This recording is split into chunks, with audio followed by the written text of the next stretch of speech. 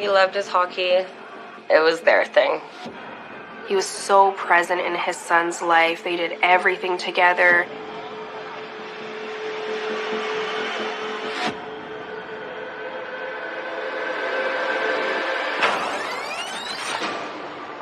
He was meant to take care of kids and give them a second chance. Ricardo Hebe is doing everything he can to be a positive influence in these kids' life. He's stabbed 3 times in the chest and he's left for dead. Is there an old score to settle? Is this something from Ricardo's past? We have this murderer out on the streets. Everybody was scared. A lot of the details were just so gruesome. The final moments of Ricardo Hebe's life must have been horrifically terrifying.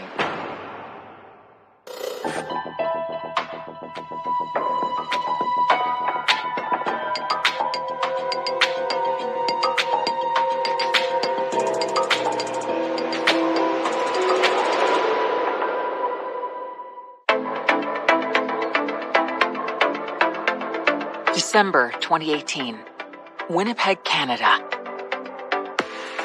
Ricardo Hebe has a lot to be grateful for this holiday season. He and his fiancée Candice are planning a big wedding in the new year, and he's found success in the real estate business. But growing up in Winnipeg's North End, this happy picture was far from guaranteed. North End Winnipeg is a place that has substance abuse issues related to crime. It's a city that has some real struggles. Ricardo's early years, he had a lot of tumultuous relationships in his life with family or guardians. He kind of had to navigate on his own. We went to the same high school.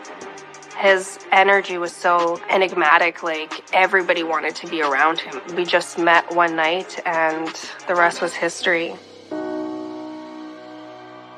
His parents separated when he was young. They both left Winnipeg. He stayed because he didn't want to leave. So he ended up staying with one of his friends.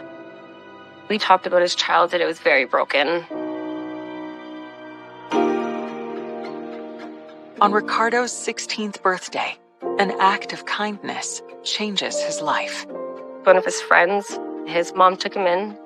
She was a single mom raising her own kids, and she was a foster mom as well. She just took him in, supporting him. As long as he went to school, that was the deal. And he kept that deal with her and got good grades. He was actually an honor roll student. He calls her super mom.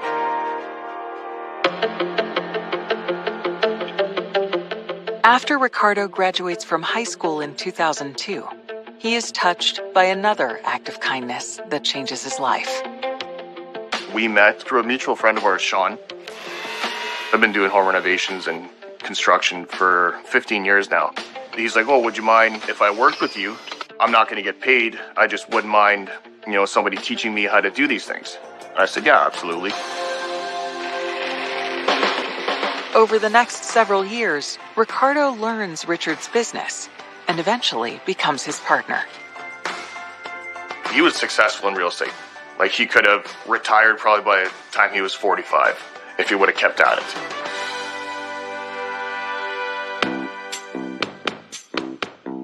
Then, in December 2010, when he's 26 years old, a mutual friend introduces him to Candice Walasha. He was this mean-looking guy, but so friendly and nice. So his laugh and his smile right away. And then we just hit it off there. He said, you're mine. And I said, okay. He ended up signing his name on me that night. And I came home, my mom was like, what the hell is on you? And I was like, oh, God. I was like, I found my love. I'm like, he signed me. So we're stuck together now. I was like, I found my forever. And I did. I really did.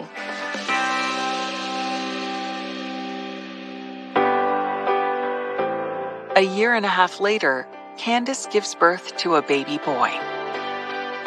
I can't even explain it. Just seeing his eyes, holding Junior, that was his world. Everything was about him. He had to be with him 24/7.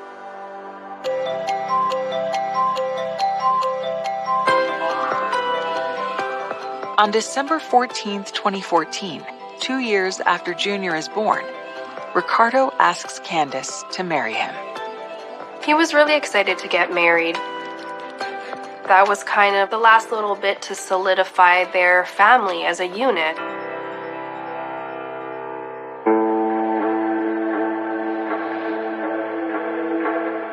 But a chance encounter puts those plans on hold.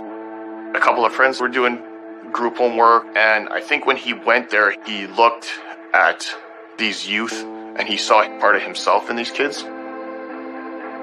A group home is an environment where multiple people who are vulnerable live together. And it really hits home that these teenagers are just like him, who need stability, who need guidance.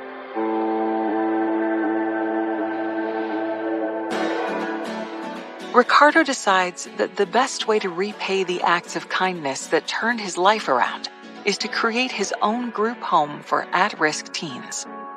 He just kind of followed his calling. He was meant to take care of kids and give them a second chance.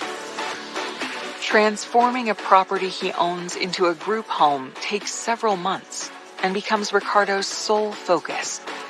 He even decides to postpone his wedding so he can fully concentrate on his newfound mission.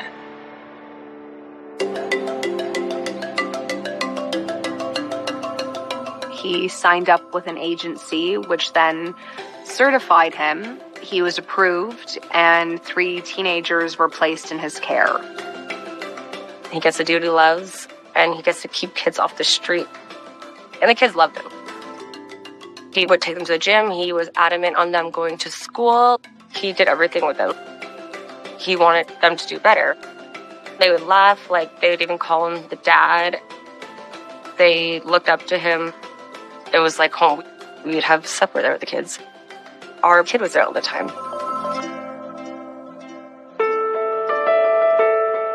By the winter of 2018, 4 years after he proposed to Candace, Ricardo is ready to plan their long overdue wedding. We planned his wedding party. I was supposed to be the best man in his wedding. He wanted to proceed with it and to get married. As Christmas approaches, Ricardo takes his family out for one of the favorite activities he enjoys sharing with his son. Cheering on the Winnipeg Jets. He loved his hockey. It was their thing. Every Jets game they'd be watching, screaming. He just wanted him to be... His main thing was hockey. That's what he wanted him to do. It was him and his son at the Jets game. He had season tickets, so he would always go to all the games and bring his son. He was so present in his son's life. They did everything together. You could just see he's just so happy and laughing.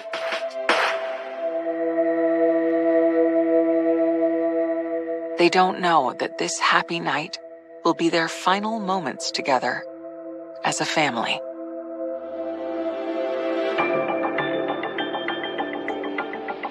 On December 17th, Ricardo agrees to give his former business partner a hand with one of his construction jobs. At lunchtime, he tells Richard he's got to go run an errand. I remember it vividly.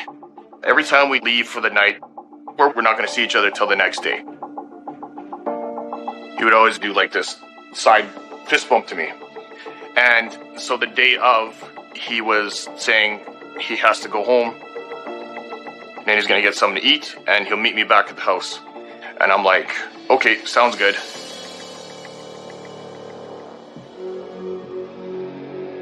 And then he did one of those fist bumps. And I remember it was like my brain took a picture of it, because I looked over and I seen his hand, and I remember almost taking a picture of my hand touching his hand. I looked at his hand and I pulled my hand back, and I was thinking in my head, I'm like, I'm going to see you in 20 minutes. I just had this intuition that that was the last time I was going to speak to him.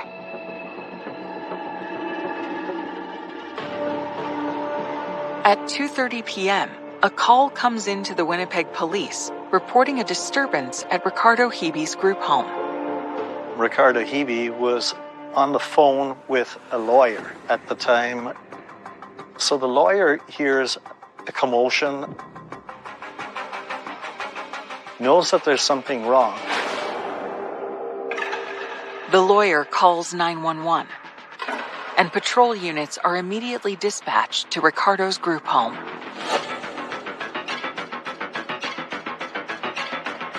They find Ricardo Hibi on the ground, covered in blood. Detectives try to decipher a clue that could crack the case. Somebody is lying. Somebody knows something about that blood stain on the door. While they grapple with the question of who would want Ricardo Hibi dead. We have the citizens coming together in uproar, thinking, what is going on in our city? What did he do wrong? Nothing. He opened the door. He's trying to defend his home and defend the children in his care. I didn't see real. I lost it because it was like a nightmare.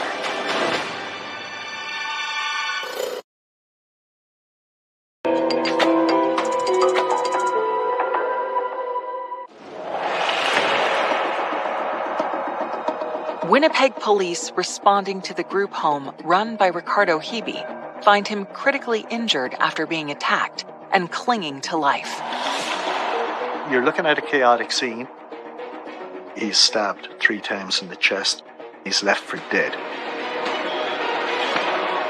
He's bleeding out. They're going to do whatever they can to save his life. The paramedics take him to the hospital as quickly as possible. As Ricardo fights for his life, the search for clues about what happened to him immediately gets underway. The forensic unit attend the crime scene and collect all the blood samples. They're going to collect DNA samples from different surfaces. Maybe the offender got cut in a struggle and has blood on the floor. Detectives also launch an urgent search for witnesses. They discover that 2 of the 3 teenaged residents of the group home were in the house when Ricardo was attacked. These kids, he said, they were in their rooms at the time when this happened. The investigators have to consider everything and everyone. This attack could have been connected to any one of the 3 boys that live there. As the investigators interview the teens at the crime scene, they have their colleagues back at the police station check into the residents' backgrounds. Investigators ask the gang unit and in the drug unit if there's any open investigations involving the group home or the people who live in the group home. But they find the opposite, that Ricardo Hibi is running a really clean ship and he's doing everything he can to be a positive influence in these kids' life. They actually have a lot of respect for him and they speak very highly of him. The teens also tell the police there's one more resident of the group home who's known to everyone as CH, but they haven't seen him all day. CH was not there at the time. It's imperative that the investigators find CH and interview him as well. Detectives get the addresses of CH's school and work and begin trying to track him down. As they do, word comes that this has just become a homicide case. Ricardo Hibi was pronounced dead at the hospital. Ricardo's fiancée Candace is home when she gets the call that turns her world upside down. Hearing the words that he's dead. I didn't see real. I lost it because it was like a nightmare.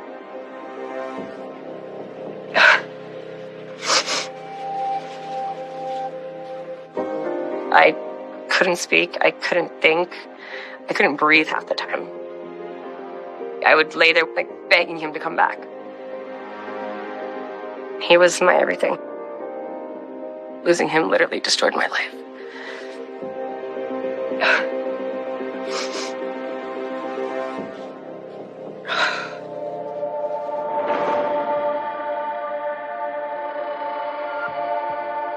I'll never forget that phone call because all I could hear was Ricardo's dead.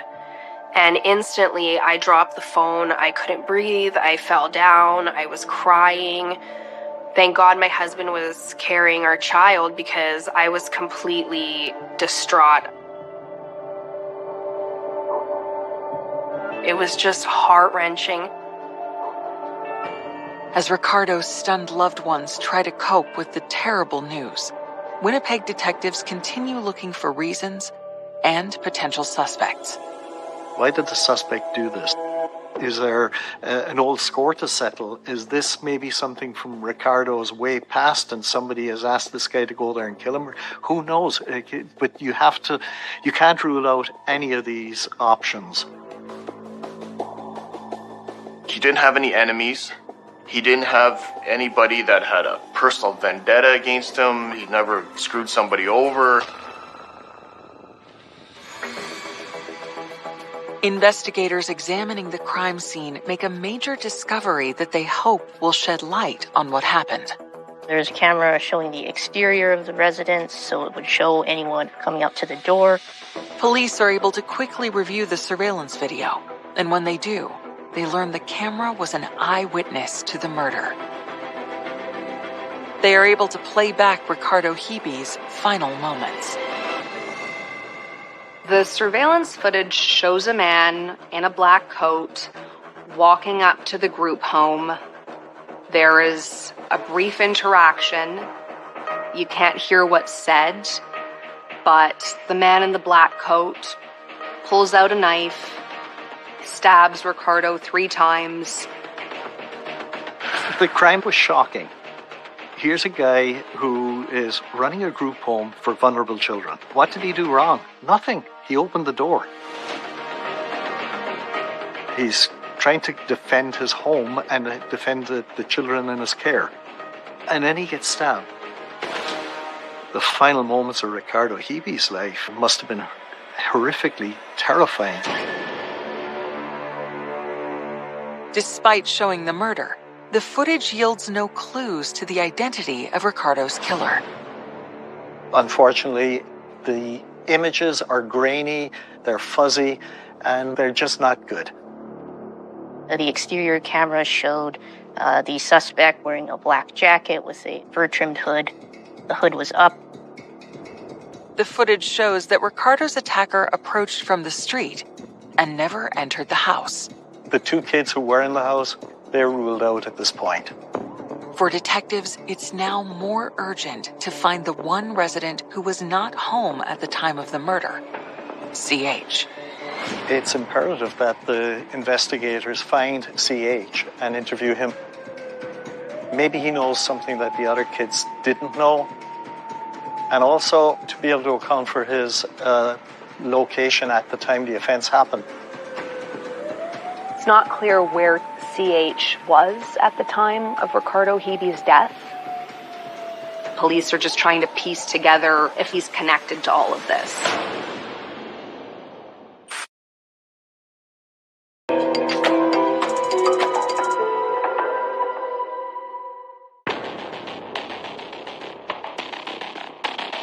The day after Ricardo Hibi is stabbed to death, detectives are urgently searching for the one resident of Ricardo's group home who cannot be accounted for, a teen known to his friends as CH.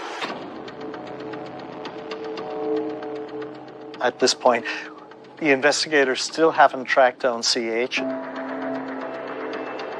The first obvious place to check would be the school and his place of work.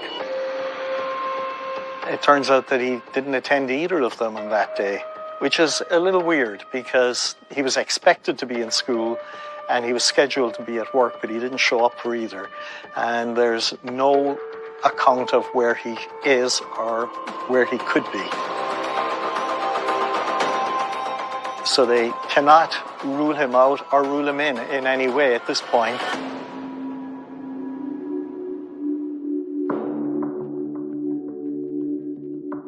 News of Ricardo's murder spreads through Winnipeg, stirring both grief and anger.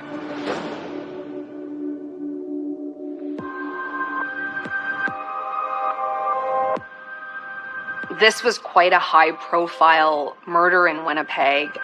It affected a lot of people. And the question I kept coming back to was, for what? Why did this happen? There's really no clear answer.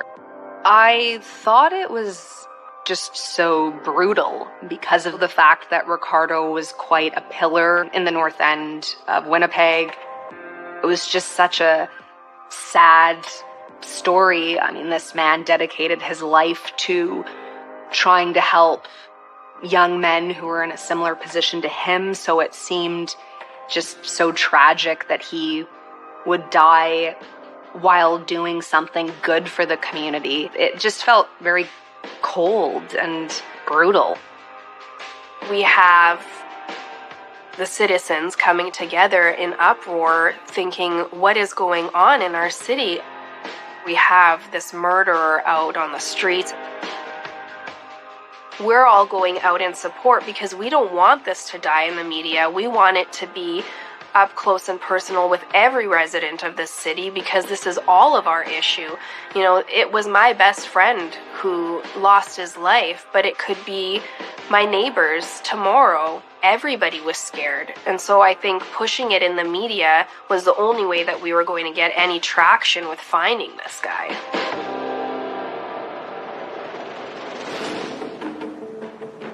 Two days after Ricardo Hibi's murder, as detectives continue to search for CH, police get an unexpected visitor.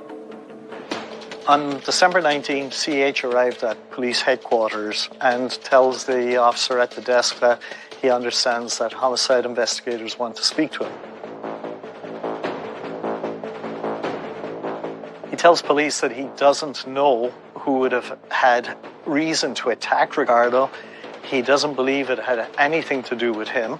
He certainly denies being part of the attack or having any knowledge whatsoever of it.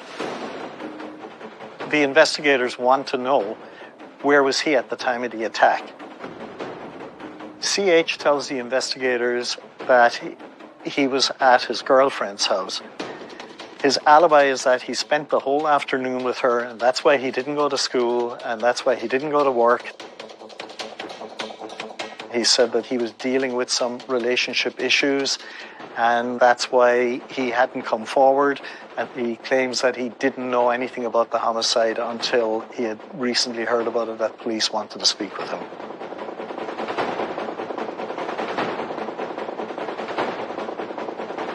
CH says that he was with his girlfriend, Trinity Moore.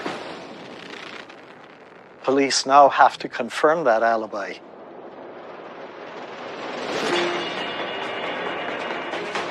CH gives detectives Trinity's address. They head straight to her house to check his story.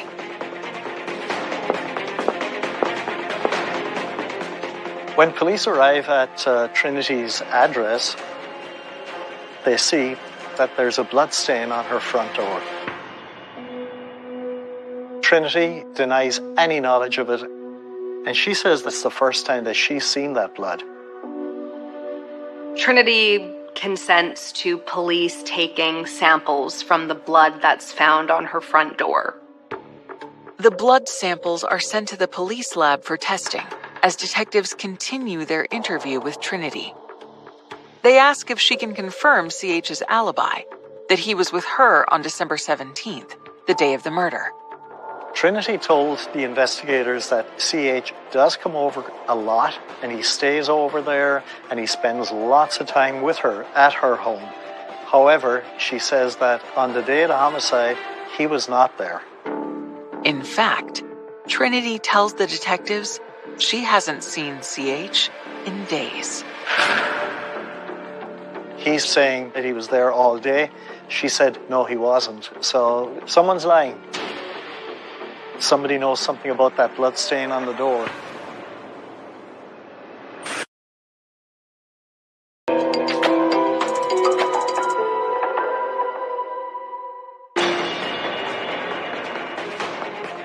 Detectives investigating the stabbing death of Ricardo Hibi believe a teenage resident of Ricardo's group home has lied to them about where he was at the time of the murder. CH says that he was with his girlfriend, Trinity Moore, but she said that she didn't see CH that day. With his alibi in doubt, investigators now wait to see if DNA tests on the blood found on Trinity's door can connect CH to the murder. But they also have some follow-up questions for him. This time, CH is easier to locate. They find him standing outside the group home where he lives.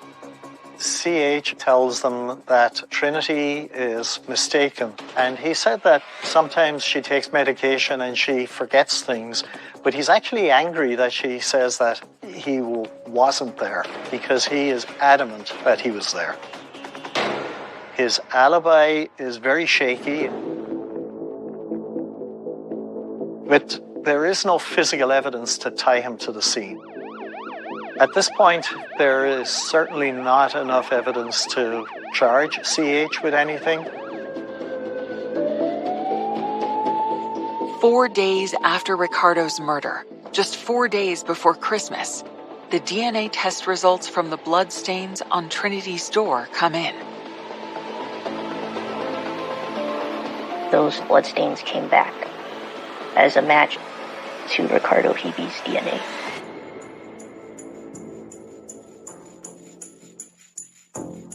It is not contaminated with anybody else's DNA. It is Ricardo Hibi's DNA, and it is definitely something that happened after his attack. This is a huge break in the case because now there is a direct link from the crime scene to Trinity's front door. So somebody who killed Ricardo went through that front door and deposited Ricardo's blood on the door. The test results convince detectives that Trinity knows more than she's told them about how Ricardo's blood got on her door. They rush back to her home to confront her. And that's when her story about the day of the murder changes. She says that CH was there, that he was actually hiding in the back room. Trinity told the investigators that they have a rocky relationship at this time, and they had a fight.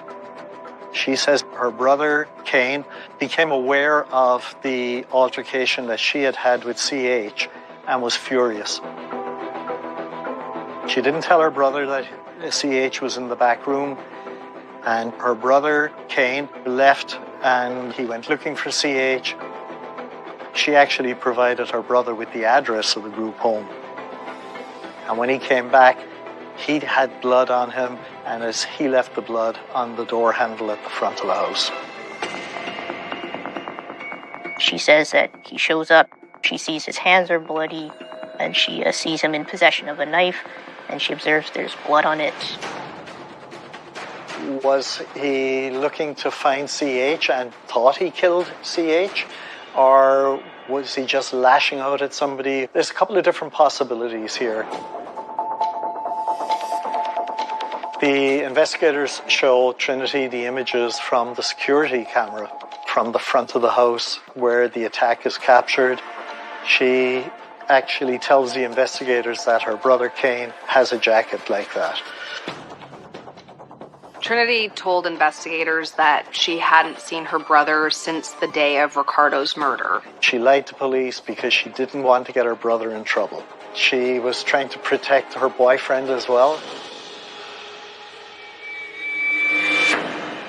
With Trinity's statement, CH is cleared of any suspicion. Now the investigation has taken a completely different turn. It looks now like Kane Moore is the number one suspect.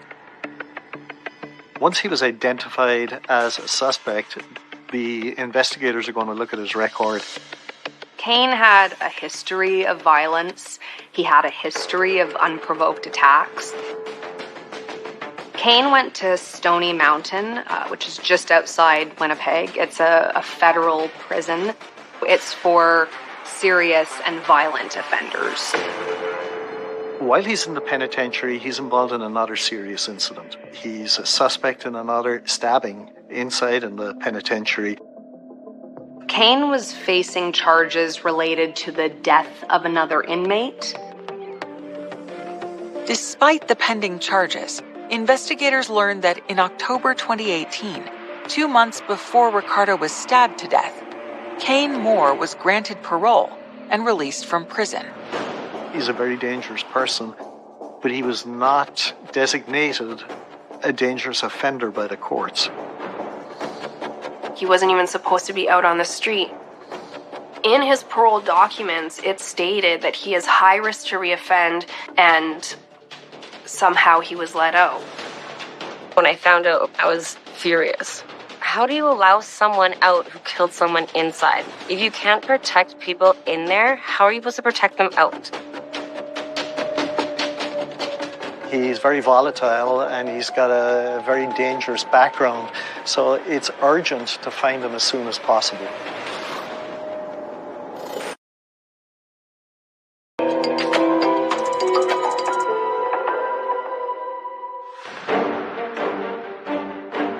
Winnipeg detectives are on the hunt for 21-year-old Kane Moore, the prime suspect in the murder of Ricardo Hebe. At this point of the investigation, the investigators have to find Kane Moore. It is imperative that they find Kane Moore. Kane's sister Trinity tells the detectives that she has not seen or heard from him since December 17th, the day of the murder. Investigators begin tracking down other family members, hoping for a lead to his whereabouts. His family are somewhat cooperative. They say that they haven't seen him in quite some time, but it can only be taken at face value because they could quite easily shelter him. The investigators went to all the known hangouts and the areas where Kane Moore has frequented and is known to frequent. They're not getting the best cooperation in these neighborhoods. Nobody wants to be seen speaking to the investigators. Nobody certainly wants to cooperate with them. And they draw a blank. They're not getting anywhere. Kane Moore's parole has been revoked at this point, so the investigators get a Canada-wide warrant for Kane Moore. They'd circulate a bulletin with his picture and his description to every officer. After 2 weeks of an intensive search that began just before Christmas, police still have no sightings of Kane. Nobody knows where he is. It looks like he's gone to ground and nobody can find him. He's on the run.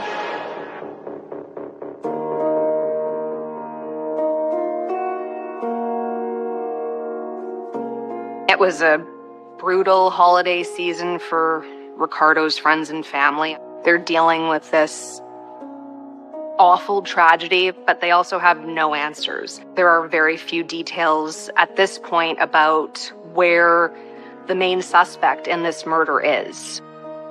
It took a huge toll on me, physically, mentally.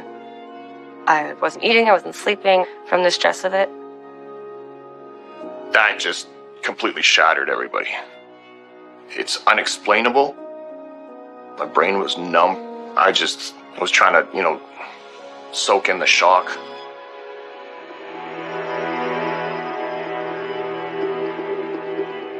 Another week goes by with no progress in the manhunt. Then, on January 6th, 2019, cadets that work with the Winnipeg Police Service came across an individual that was just walking on the street, and they were concerned that he was intoxicated. They approached the individual who provided them with a false name. However, when they detained him for being intoxicated and they searched his pocket, they found identification in the name of Kane Moore with a photograph that matched him.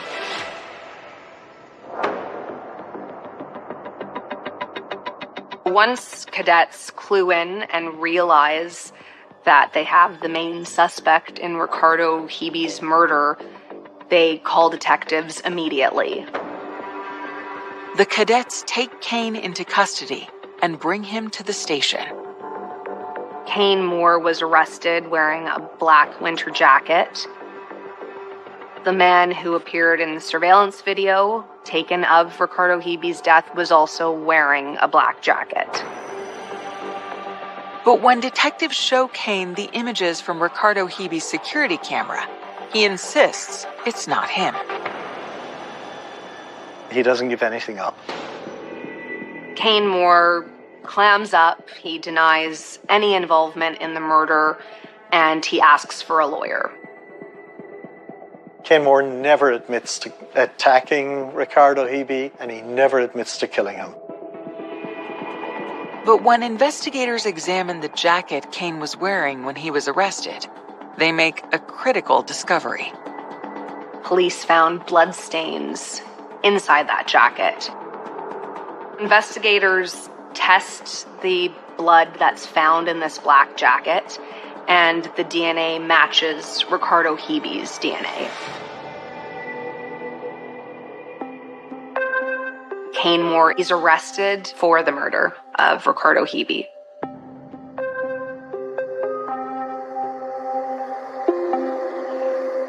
There's a lot of inexplicable killings that occur, but in this case, even though there was no clear motive, there is enough evidence to suggest that Mr. Moore was upset with CH. Kane Moore wanted to get into the house to find CH, and Ricardo blocked him. He was protecting the kids in his house and doing what he was supposed to do. And Kane Moore wanted to get in there and lashed out the way he always does, violently.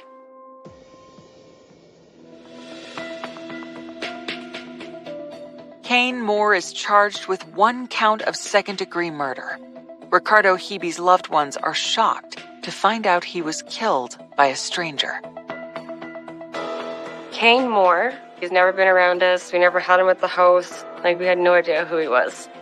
The news kind of came out that it was just some random guy. I was angry. We'll ever sit down and have a conversation if this guy asked me for forgiveness. I don't think I could do that.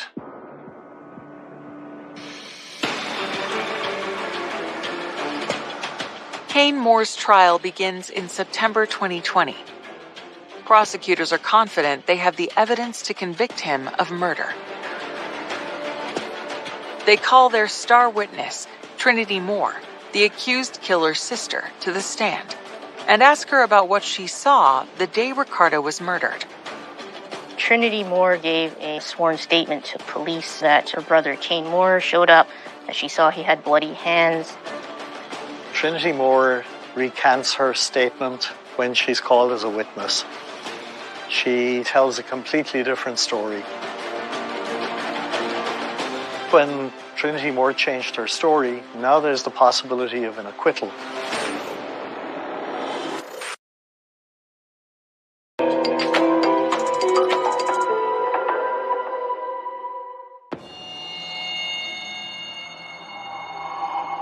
Kane Moore is on trial for the murder of Ricardo Hibi. Prosecutors expect his sister, Trinity, to testify that he came to her home after the murder, covered with blood, and confessed. But her testimony stuns them. When she gets up on the stand, she completely contradicts what she had told investigators. She says that her brother was not involved and never came over. She said that when she spoke to police, she didn't know what she was saying because she was high and drunk at the time.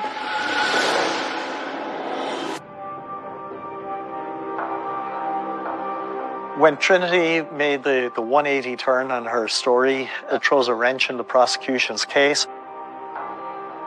But even without Trinity's testimony, prosecutors can make their case to the jury solely based on the physical evidence.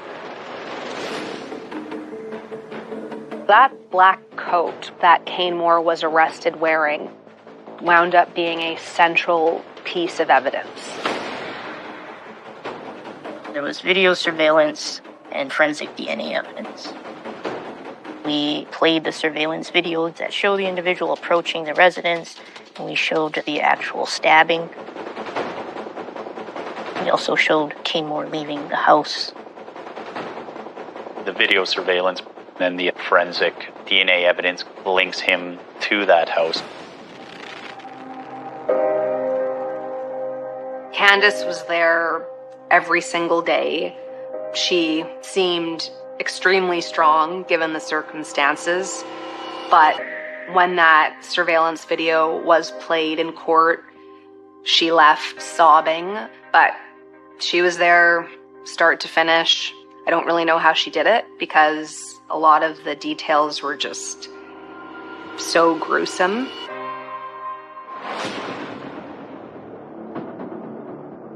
The jury deliberates for 6 hours. And on September 24th, 2020, reaches its verdict. He was convicted of second-degree murder. He's got a life sentence with no chance of parole for 15 years.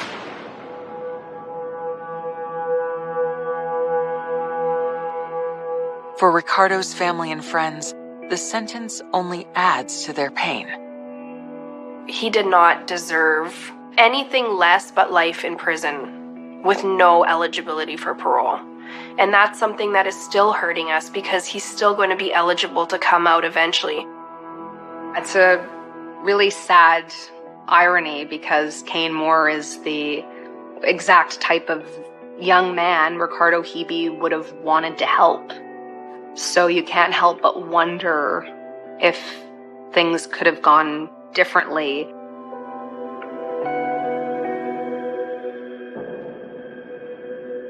That didn't need to end up like that.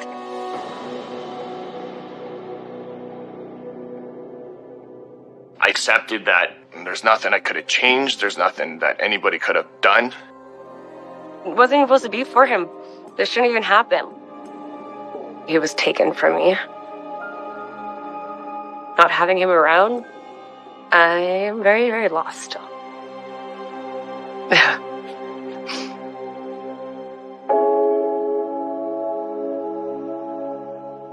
Despite the pain they live with every day, Ricardo's loved ones try to stay strong and keep Ricardo's memory alive, especially for his son, Junior. Everybody dealt with it in their own way. I still have a good relationship with his son. I'm godfather to his son.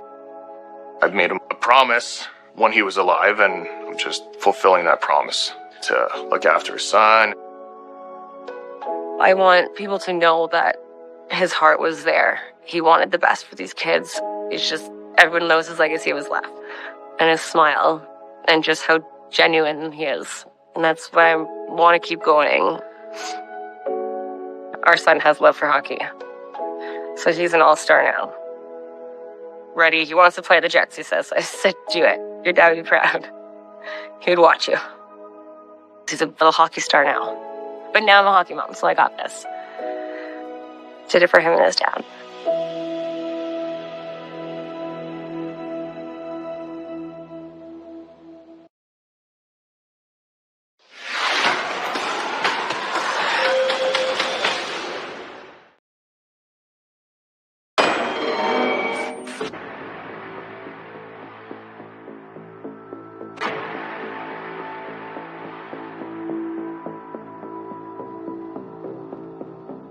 These kids were so innocent. They were Christian kids. They were really made for each other.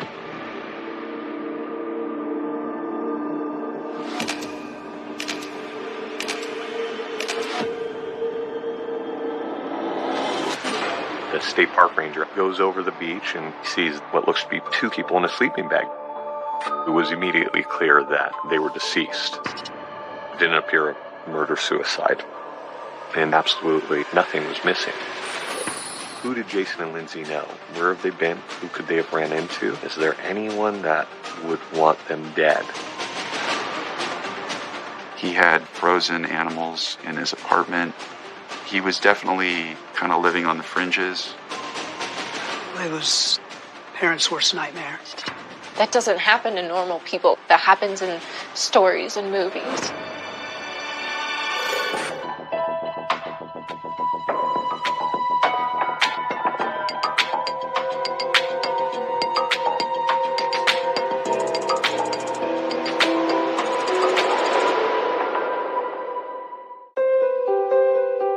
August 2004, El Dorado, California.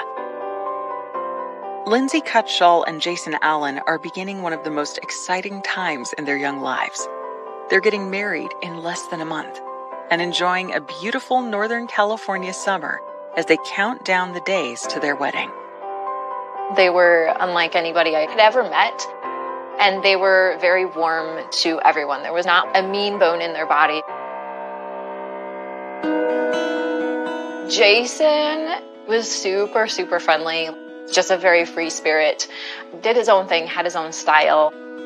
And Lindsay had the most peaceful personality I've ever met. Lindsay grew up in Fresno, Ohio, in a loving family alongside her older sister, Carrie. What a joy to have that sister for Carrie.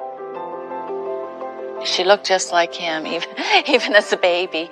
She was just a beautiful child, and she just completed our family. I'm not sure she looked exactly like me.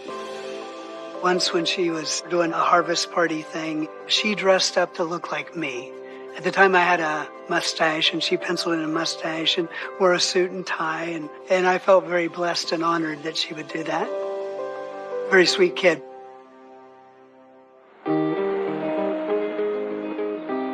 They went to public school up to a certain grade, and then we homeschooled. Her social life was here at church. Our church was kind of the center of not only our lives, but our girls as well. We really emphasized being a spiritual family, and that's exactly what we are. When she was a little girl, she told her mother and I that she'd like to be a missionary, and we were really pleased and proud of her for that. After earning her high school diploma, in 2003, Lindsay is accepted to a Christian college in Bradley, West Virginia, 220 miles from her home in Ohio. Her older sister went to Appalachian Bible College, and so that's where Lindsay decided to go. She was really involved in the outdoor life ministry they had there. The school's outdoor ministry combines nature activities like whitewater rafting with religious instruction. She really was good at counseling young kids and leading them and showing them Christ. During her first semester of college, Lindsay has an unexpected, life-changing moment when she meets 26-year-old Jason Allen. He'd graduated and went back down to be a whitewater rafting guide, and that's when they got together. Jason is from West Michigan and shares Lindsay's passion for spiritual outreach through the great outdoors. He came from a great family, and he grew up in a wonderful home. Jason told his parents when he was just a little guy that he felt called to be a missionary. And believe that God brought them together for that very purpose. These kids were so innocent, you know. They were Christian kids. They were really made for each other.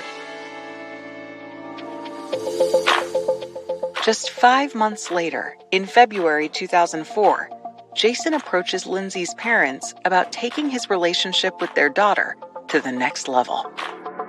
Jason came to talk to me while we were sitting in our living room. And then he said, I am so nervous. And so he actually asked for Lindsay's hand in marriage, and I said yes. And they were just a puzzle piece that fit together.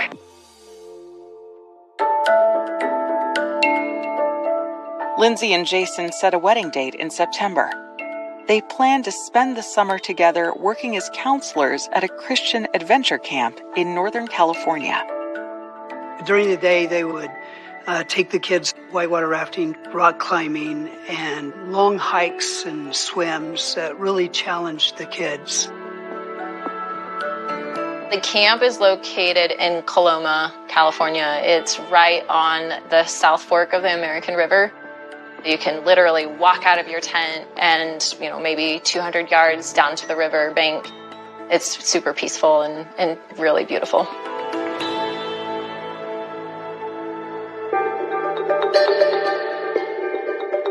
On the 1st of June, 2004, Lindsay and Jason load their car for the drive from Ohio to California. The last time we physically saw her, she was a little nervous. And I remember seeing her walk off, and it was kind of like some of these things you look back now on. It's almost like you had an inkling. It's really weird, I don't know. You know, the female intuition type thing.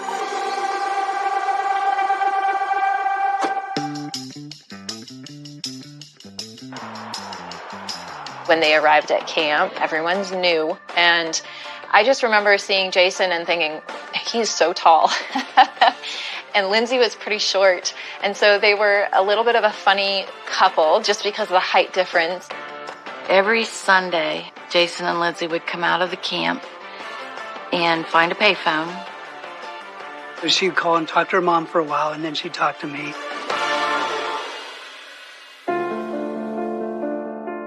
On Friday, August 13th, as their exhilarating summer begins to wind down, Lindsay and Jason plan one last adventure. They head out for a 2.5-hour road trip to San Francisco. Everybody had the weekends off. That last week, their plans were to go out to see the Golden Gate Bridge and camp and get away because it was the last weekend and they wanted to spend some alone time together as a couple. Sunday early evening, you would be expected back to camp around 4 or 5 o'clock because that was when we prepped for the week. That Sunday evening, the couple doesn't return to the camp. They took work serious. So when they didn't show up, first it was like, this is weird. What's going on? But nobody jumped to any kind of crazy conclusions. They thought, oh, well, maybe they got stuck in traffic, or maybe their car broke down because they drove a really old car. When Lindsay fails to make her weekly call home, her parents grow concerned. We were nervous when the phone call didn't come because she never missed a Sunday. When Monday rolled around, the concern was growing because we were thinking, okay, well, if their car did break down, I'm sure they would call us by now. But nobody knew where they were. And that's the moment where you go to that dark place of thinking the worst.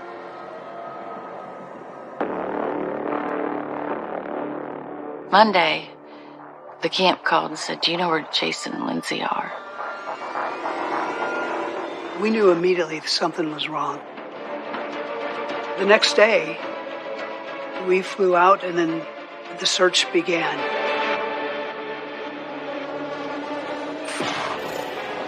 Investigators discover a window into Jason and Lindsay's final moments. Both got big smiles on their face, just enjoying a tourist day out in the city, enjoying life. Gifts from the beach, the pictures, and these writings. And chase a possible killer who stays just out of their reach. He was definitely living on the fringes, alternate lifestyle. He was somewhat savvy with weapons. She had messaged him saying, maybe I should just go turn you in for that 50 grand reward. And why don't you go shoot some more people and try to get away with it?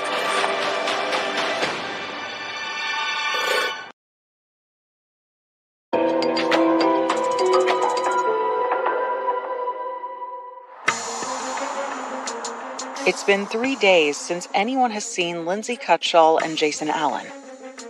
Lindsay's worried parents fly from Ohio to California, where the couple were working as camp counselors. We went directly to the sheriff's station and talked to the sheriff deputy.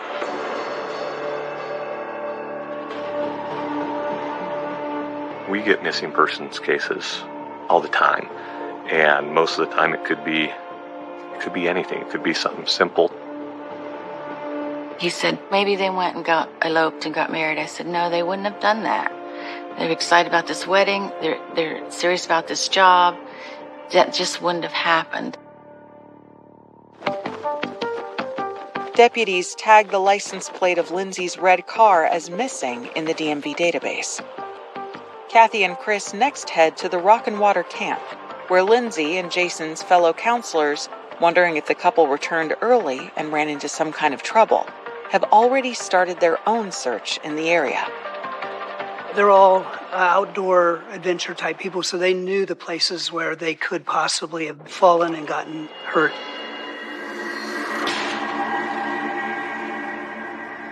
We searched night and day. On Wednesday, August 18th, 5 days after Lindsay and Jason were last seen driving away from the camp,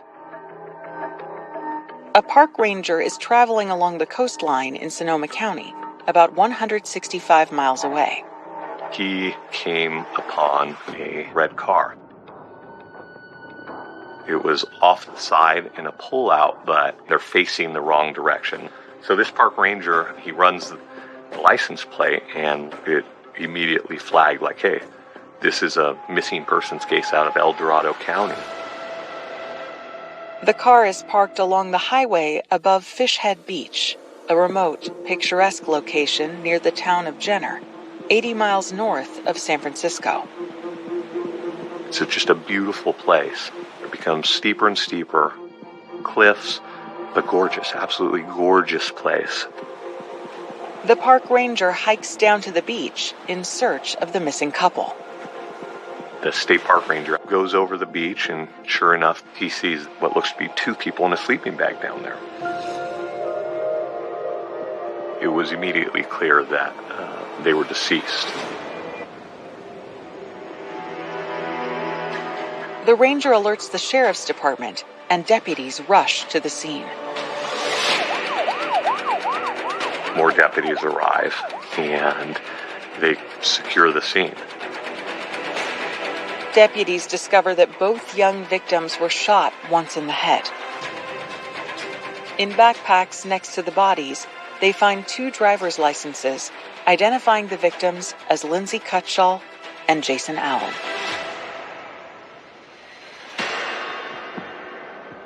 It wasn't immediately clear what exactly happened. There's no weapons here, so it didn't appear a murder-suicide. Absolutely nothing was missing, so it doesn't appear that it was a robbery. There was no sign of any type of sexual assault. Investigators look for anything that might yield a DNA sample that could be traced to a suspect. One of the things that was collected was this beer. So we get DNA off that, but we don't know if it's involved or not. They used metal detectors to look for shell casings. They didn't have that at the scene. The killer collected the shell casings off the beach after the murders. So that's just a cold, calculated murder. As the investigators continue to process the crime scene, news of the awful discovery quickly makes its way to the camp and Lindsay's parents. They found their bodies on an isolated beach. What they thought was a safe place was parents' worst nightmare.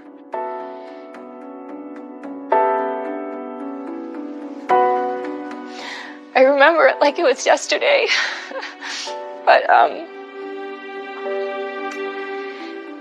the owner of the camp, he said, Jason and Lindsay were found, but they're dead.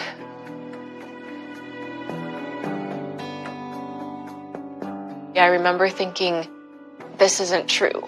This can't be true. That can't be my friends. That doesn't happen to normal people. That happens in stories and movies.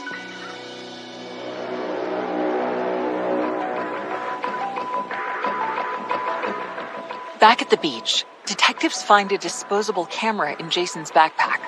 Hoping there might be photos containing clues to what happened, they send the film out to be developed.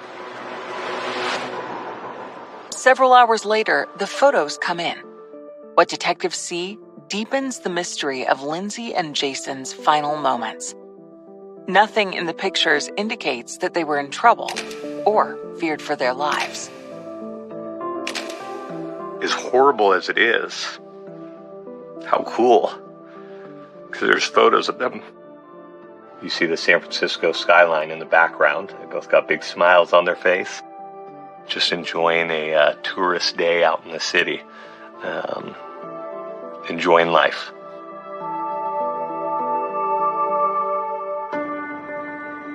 Detectives soon arrive at the camp to meet with Lindsay's parents and offer what comfort they can.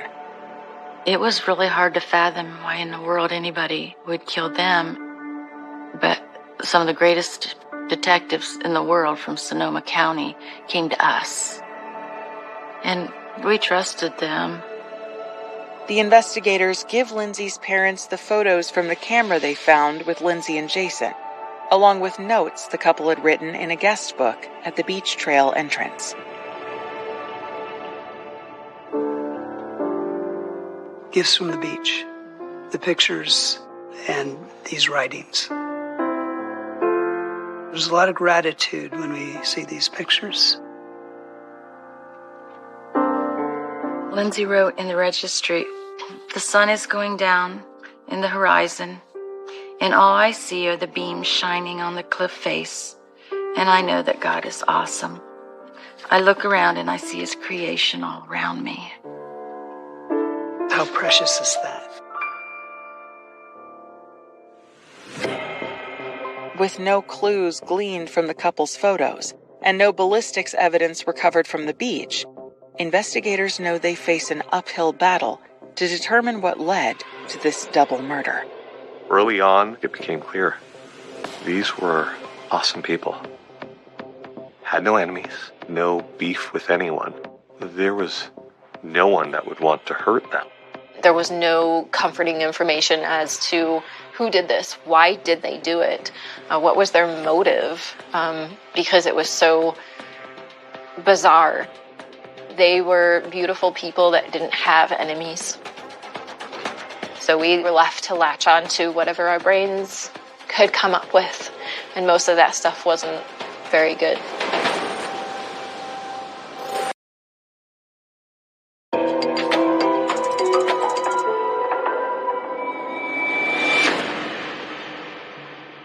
Sonoma County detectives investigating the murders of Lindsay Cutshall and Jason Allen can find no immediate explanation for why the couple was shot to death on an isolated beach, and nothing pointing to a suspect. It's who did it? And you start looking into, okay, who did Jason and Lindsay know? Where have they been? Who could they have ran into? Do they have friends around here? Who could it be? Is there anyone that would want them dead?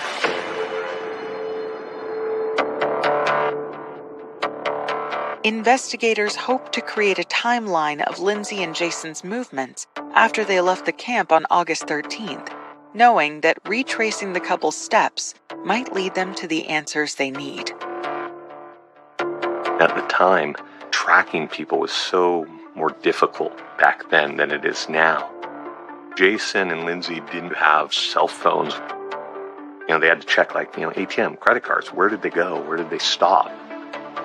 A charge receipt informs detectives that the couple arrived at their first stop on the morning of Saturday, August 14th. We know that they were in San Francisco, that they did a little bit of shopping. They used their credit card there and got a couple of small items. They bought 2 tiny bottles of Tabasco on Fisherman's Wharf. They were there having fun, tourists in San Francisco. Detectives contact the store, but the owner doesn't remember Lindsay or Jason and doesn't have any security cameras. They leave San Francisco, we believe, sometime early on Saturday. Another charge receipt from later that afternoon shows that after leaving the city, Jason and Lindsay traveled around 60 miles north. We know that they went to Bodega, which is a small town very near the coast. We believe they stopped at a surf shop. Detectives contact the surf shop owner. He tells them he does remember Lindsay and Jason. By his account, they were inquiring kind of where to stay. They had asked, like where would be a good place for us to, spend the night and do some camping. And they were just, I think, generally steered toward the coast. After that, it's a little blurry, but we know that they ended up the coast on the beach.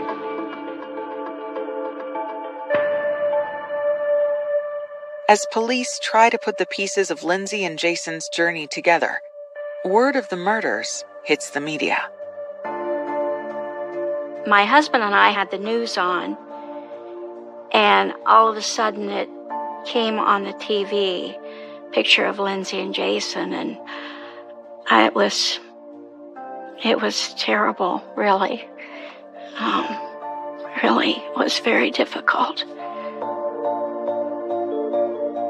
A lot of people were troubled by this murder because they felt like it could happen to them, it could happen to their family, it could happen to anybody who's visiting, spending the night out at the coast. It had a big impact on the community. People were really unnerved and frightened and just kind of generally freaked out that this had happened. Some people bought guns or borrowed guns from neighbors. There was a community meeting. The whole room was sort of pressure-filled. The sheriff's office had no suspects. We had a lot of news coverage following the murders. Ultimately, they got over 1,000 tips and calls. One in particular catches the investigators' attention. On Saturday, August 21st, a woman calls the Sonoma County Sheriff's Department and urges them to look into a man with a criminal record who frequents the Jenner area. Sean Gallen, he was a known person. He had fish and game violations. One of his girlfriends, she came forward and said, hey, he's not right. He's doing weird things. He's a kind of self-styled survivalist. He killed animals without a license. He used drugs heavily.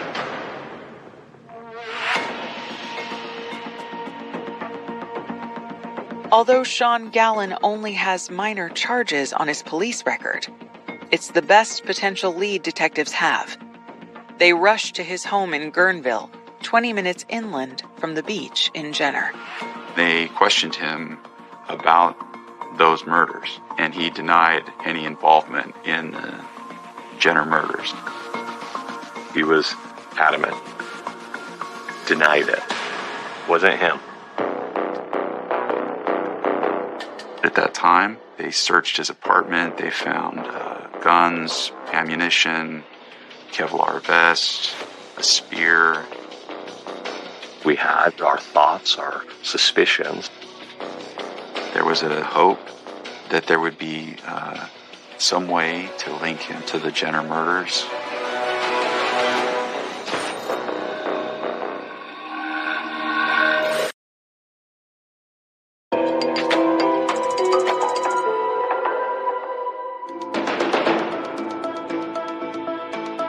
Two weeks after the murders of Lindsay Cutshall and Jason Allen, a tip leads police to a possible suspect, Sean Gallen.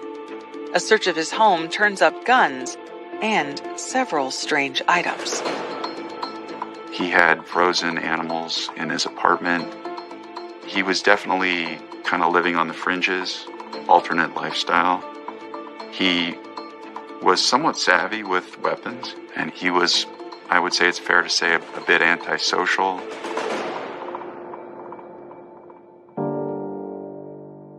But with no ballistics evidence recovered from the murder scene, Sean's guns cannot be connected to the murders, and nothing else found in his apartment ties him to the crime, despite investigators' suspicions. The case is back to square one. Devastating news for Lindsay's parents, who have remained in California seeking answers. I think we kind of expected an arrest. We were there a couple weeks, and then when we came home, we had their memorial service to get ready for.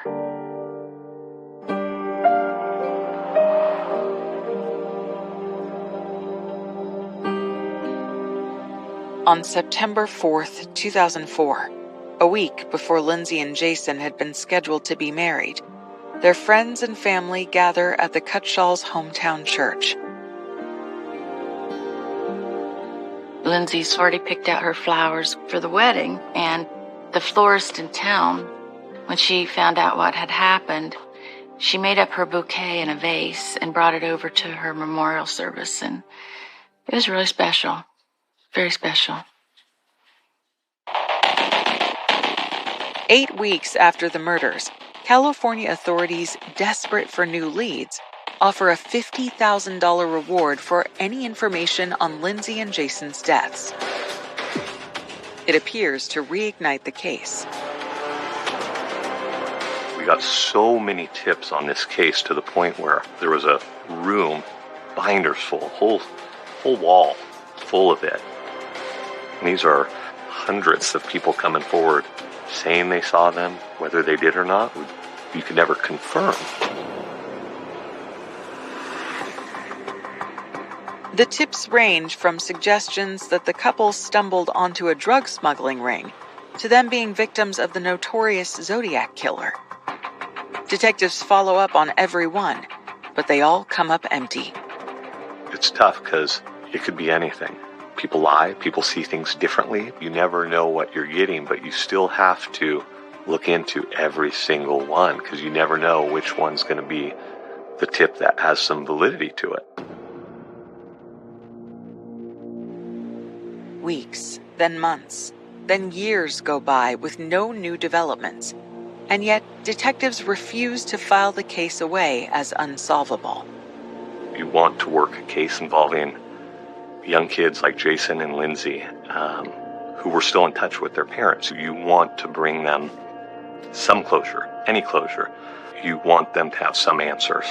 So it was something that kind of consumes you. Even though it could sometimes be referred to as a cold case, it was never a cold case. There was always a detective assigned to this case. We probably went out yearly to talk to the detectives, and they always gave us hope, and they always told us we'd find that person. We really grew to love the detectives and appreciate them, and just saw their passion and their desire to find the killer. I admired Kathy and Chris so much because they didn't obsess about it. I'm sure at times when they were alone that they wondered, would this ever be solved?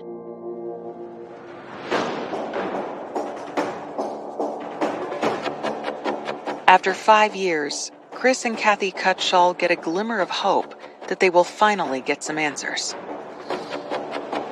There was a man who had been a fugitive, the main suspect in a 1972 killing on an island near Vancouver or in British Columbia. It was a similar kind of killing, 2 young people on a beach who shot in the head. After those murders, the suspect, Joseph Burgess, had vanished. What happened in summer of 2009 was that this man turned up. He got in a shootout with sheriff's deputies in New Mexico and was killed in that shootout, along with the deputy that he shot. Although the 2 homicides occurred 40 years apart, since Burgess had made his way to the U.S., detectives pursue a possible connection. They had his DNA, and so we tested that DNA. And it didn't match with what we had. That was a really frustrating moment for everybody involved who thought that perhaps they had gotten to the bottom of it.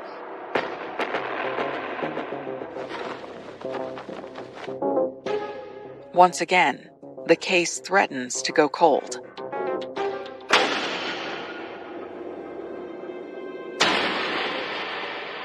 Then, on Friday, March 24th, 2017, 13 years after Lindsay and Jason were murdered, a 911 call comes into the Sonoma County Sheriff's Office, reporting a shooting.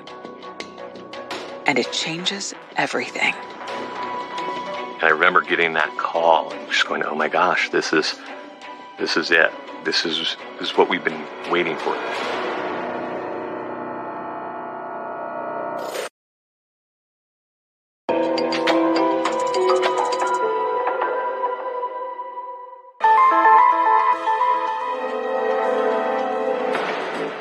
March 24th, 2017. The Sonoma County, California Sheriff's Office receives an urgent call about a shooting at the Gallen family home. When detectives arrive, they discover 36-year-old Seamus Gallen has been shot to death. The suspected killer is his brother Sean. What occurred is Sean was at home. His mom was home. Seamus was home as well. Sean was angry at his brother, Seamus, for whatever reason.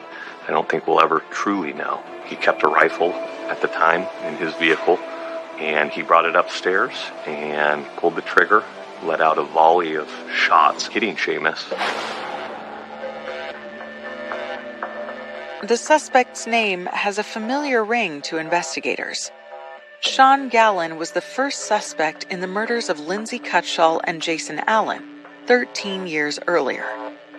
Despite their suspicions, investigators could not find any evidence tying him to those murders. But there's plenty of evidence against him in this case. There wasn't any good reason for it. And the day that he shot Seamus was just a normal day. Words were exchanged, and that was just all it took. Just an argument. He shot him point blank, and then he fled. They were able to track him down. There was a short chase. He was caught.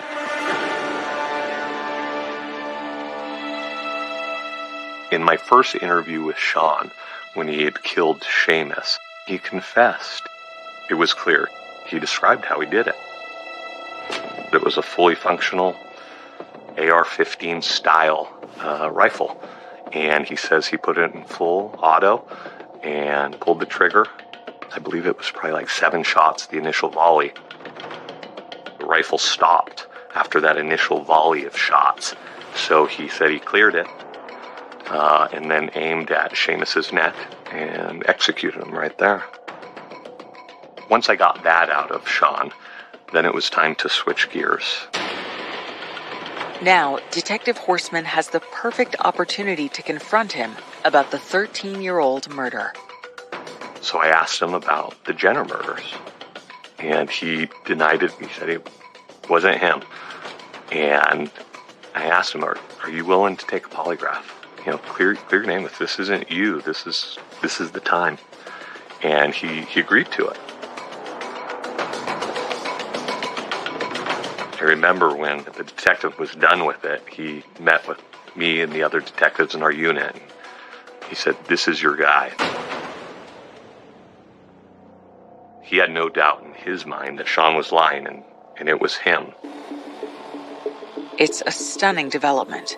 But polygraphs are not admissible as evidence in California courts. Sean's DNA does not match what was found at the beach, so the investigators know they need to find concrete evidence to prove his guilt. We started brainstorming what we were going to do, and with the new crime, we could then write search warrants. One of the search warrants was for Facebook, and we delved into all that information, going back years, private messages, group messages. When detectives examine Sean's social media, they discover a trove of disturbing posts. Sean Gallen had occult images on social media, posts on Satanism, that kind of thing. They also uncover a private message with disturbing implications. One of the private messages that we located was from one of his exes, and she had messaged him, "Maybe I should just go turn you in for that 50 grand reward, and why don't you go shoot some more people and try to get away with it?"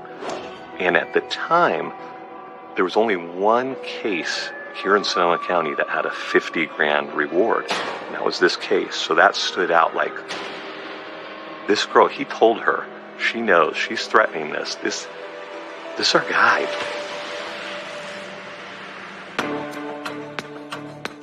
Detectives immediately track down Sean's ex-girlfriend. But 13 years after the murders, she's a long way from California. She was now in England. And I said, if we can get to England and talk with her, maybe we can get her on our side and see if she'll help us. Less than 24 hours later, Detective Horseman is on a transatlantic flight. We get to England and to the hotel room, and I'm going through my phone, and I see I got a voicemail. I hit play, and it's somebody from the Sonoma County Jail, one of the correctional deputies there, saying, hey, Sean Gallen just passed us a note saying he's ready to confess to 2 murders. It would have taken us too long to get back from London, so I wasn't there for the interview. It was one of those things you can't wait. Somebody's ready to confess. You don't want him to get cold feet. There was something inside him that tormented him, and he knew he had to finally be out with it. In a small room inside the Sonoma County Sheriff's Office, Sean Gallen begins giving investigators a detailed account of Lindsay and Jason's final moments and what he did to them on Fishhead Beach on August 14th, 2004. He was looking for wild boar to hunt when he sees these people. For whatever reason, he didn't like these 2 people camping on the beach, or maybe he thought of it as his beach. I don't know. But what he did say was that he had made a decision that he was going to kill them. And he said that he had to force himself to kill them. He had been hearing voices that were torturing him, that were tormenting him. He finds sleeping on the beach what ends up being Jason and Lindsay.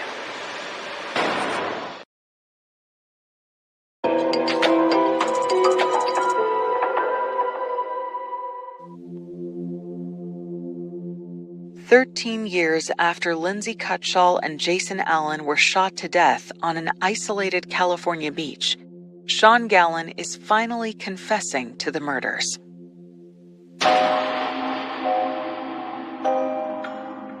He said he approached them from the south. He's walking on the soft sand, so they had no idea he was there.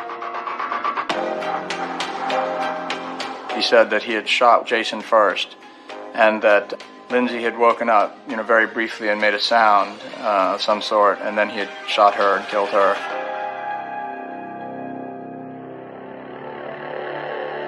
He said that after that, he collected the casings.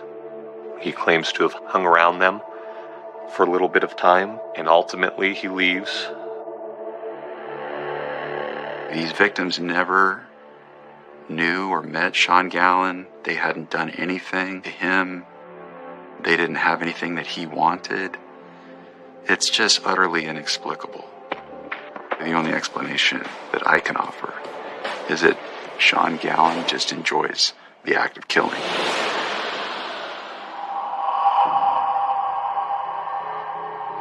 My take on it is that once he realized that he was completely busted for the murder of his brother, he understood that he was done. He was going to prison probably for life. When he confessed to the murders, we wanted to make sure that it wasn't a false confession. He told them that he had put shell casings from the murder weapon into a soda can and tossed it into some blackberry bushes near what had been Sean Gallen's father's house.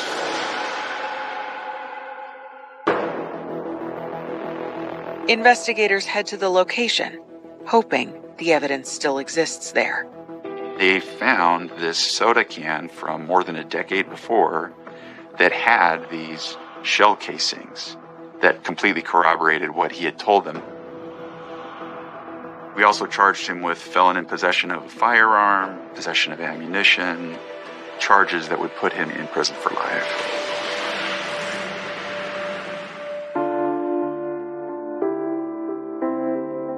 When he was arrested, all these things come flooding back and all these memories.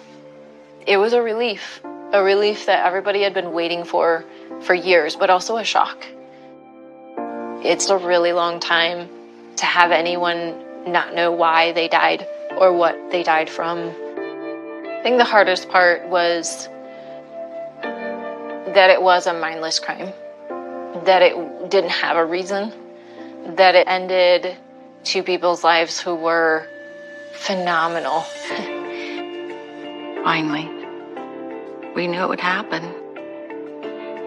We were happy. We were sorry that another person had to be killed for this, but it was like, well, here it is. It all came together. Ultimately, Sean did plead guilty to the murders of Jason and Lindsay. He was sentenced to 3 consecutive life terms plus 94 years on top of that. He will serve the rest of his life in prison.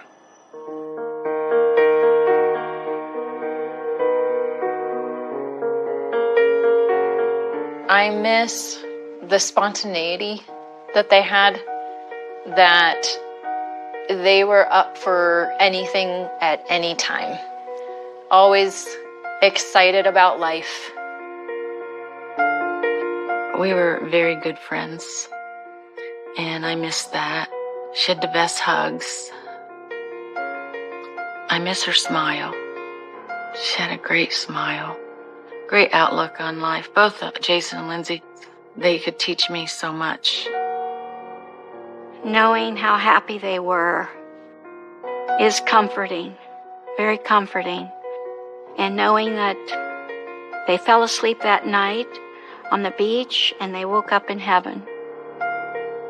They were happy together and loved each other and loved being together, and God took them home together.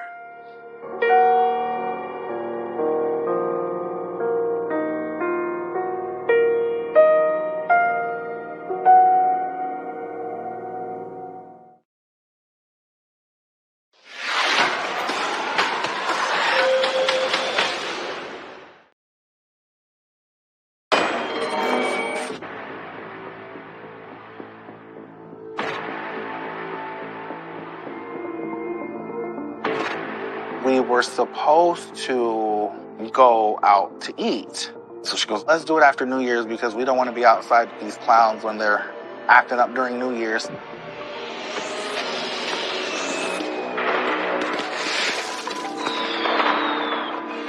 We can see this person go to Jamie's apartment and then is seen again exiting. His sweatshirt was blood-soaked.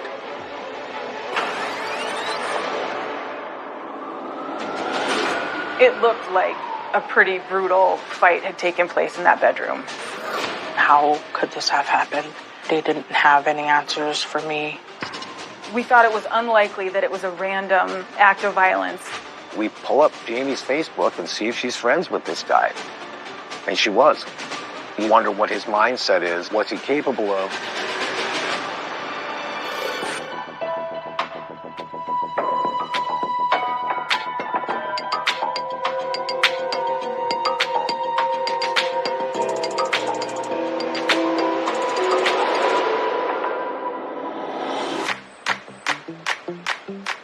New Year's Eve, 2016. Sioux Falls, South Dakota. 28-year-old Jamie Wounded Arrow is looking forward to an exciting new year. She's got a new home and big plans. She had gotten her own apartment. She had gotten this job, and she loved it. She was proud of the fact that she did all of this stuff on her own. It kind of gave her that confidence, like, I can do this. Now I wonder how much more I can do.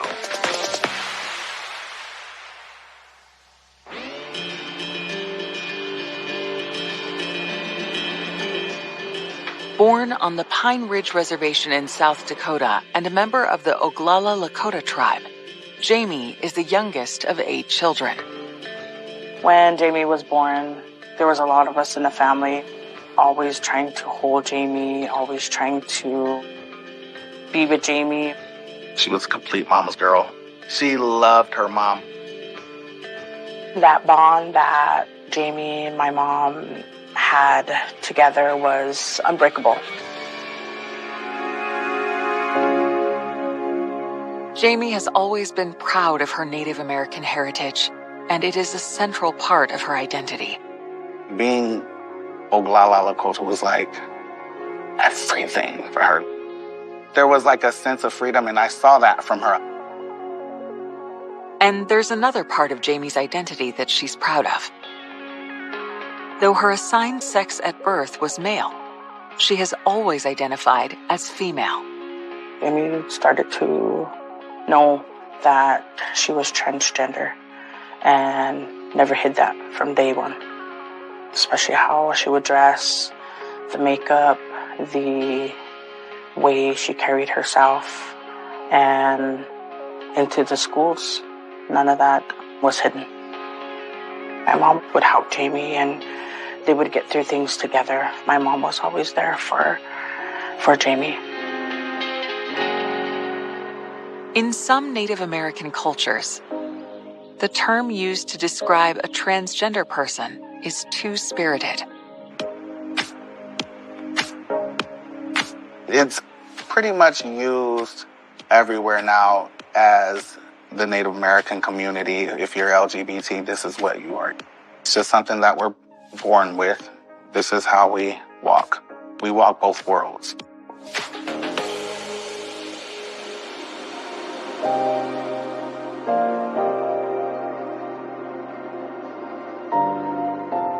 While Jamie was accepted by her own family, others on the reservation weren't as open-minded.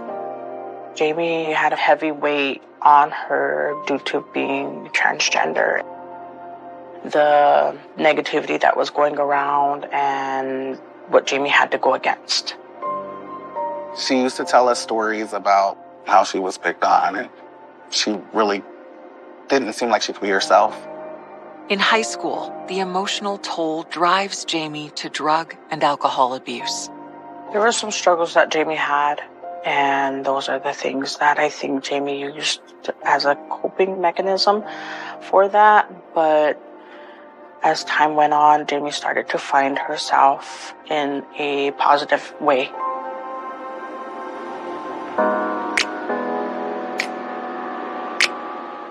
When Jamie is 26, she decides to leave the reservation in search of a more supportive community and to start working on her sobriety.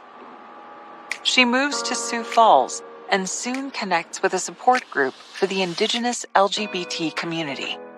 We were running the Sioux Falls Two-Spirit and Allies Society. So she walked over and she goes, "Are you guys Two-Spirit?" And we're like, "Yeah." And we just kind of sat and visited like we already knew each other.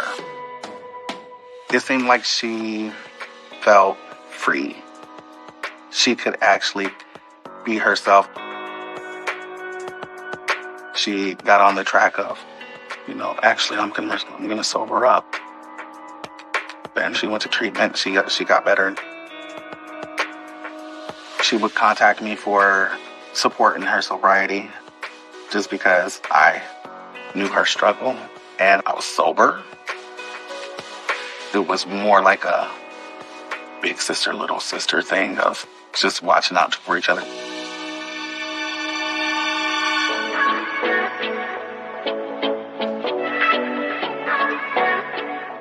Now in 2016, Jamie has hit the 2-year mark of sobriety and feels she is finally in control of her future. She lands her dream job as a telemarketer, where she gets to connect with people from all walks of life. She had gotten this job that it was 5-star call center here. She loved it. And she actually sat and told me, she goes, "Sister, I feel like I'm good. I finally feel like I'm good now, in a good place." On New Year's Eve 2016, Jamie opts for a quiet night at home after picking up some takeout. Jamie and I spoke over the phone. We were supposed to go out to eat. So she goes, "All right, well, let's do it after New Year's because we don't want to be outside with these clowns when they're acting up during New Year's." And I said, "Okay, yeah, we'll do it." At 8:30 p.m., she settles in for the evening. Jamie had posted a meme of Marge Simpson laid out in a bed, obviously sleeping. And Jamie posted it in a joking kind of way, indicating that although she knew most of her friends would be out partying that night, she had no intention of doing so. And Jamie's sending out some text messages to family and friends that said, Happy New Year. Her loved ones don't know it is the final time they will ever hear from her. As the new year begins, Jamie grows uncharacteristically quiet. No calls, no emails, no texts, no online posts. When Jamie initially stopped communicating using her cell phone, her friends didn't reach out to law enforcement initially, perhaps out of a desire to give their friends some privacy.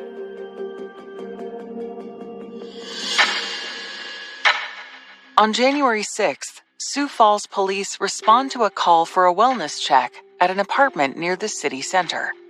The apartment manager called law enforcement after she had received some type of complaint from a tenant. I was at home in bed, got a call. A young lady was walking down the hallway and she could smell something. When patrol officers arrive, they knock on the door of the apartment that seems to be the source of the odor.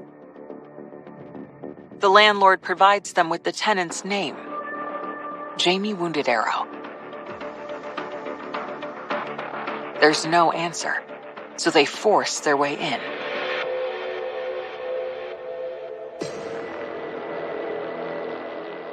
Nothing seemed to be in disarray in either the living room or the kitchen, but that was a different story once you entered the bedroom. You immediately noticed blood all over the walls, on the ceilings. There were smear marks. The bedding was all over the place and full of blood. The floor was full of blood. It looked like a pretty brutal fight had taken place in that bedroom. Given the condition of the scene, the patrol officers call in the homicide squad.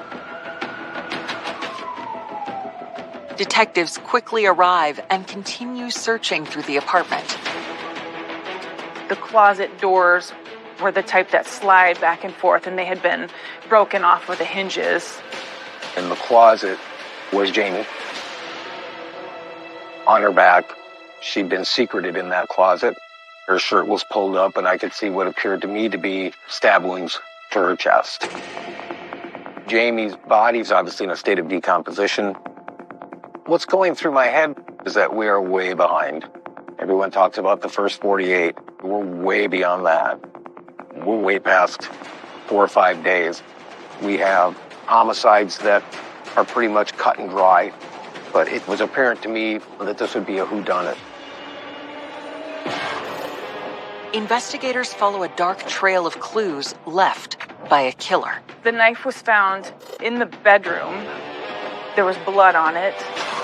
Our coroner had no problem saying that he believed that that was the murder weapon. When you're looking at video and you see someone enter, and when he exits, he's blood-soaked, you start to key in on that. And find themselves in a race against the clock. Anytime you have, especially a homicide suspect who's on the run, who's also on the run from parole, you still wonder what his mindset is. Is this an isolated incident? What's he capable of?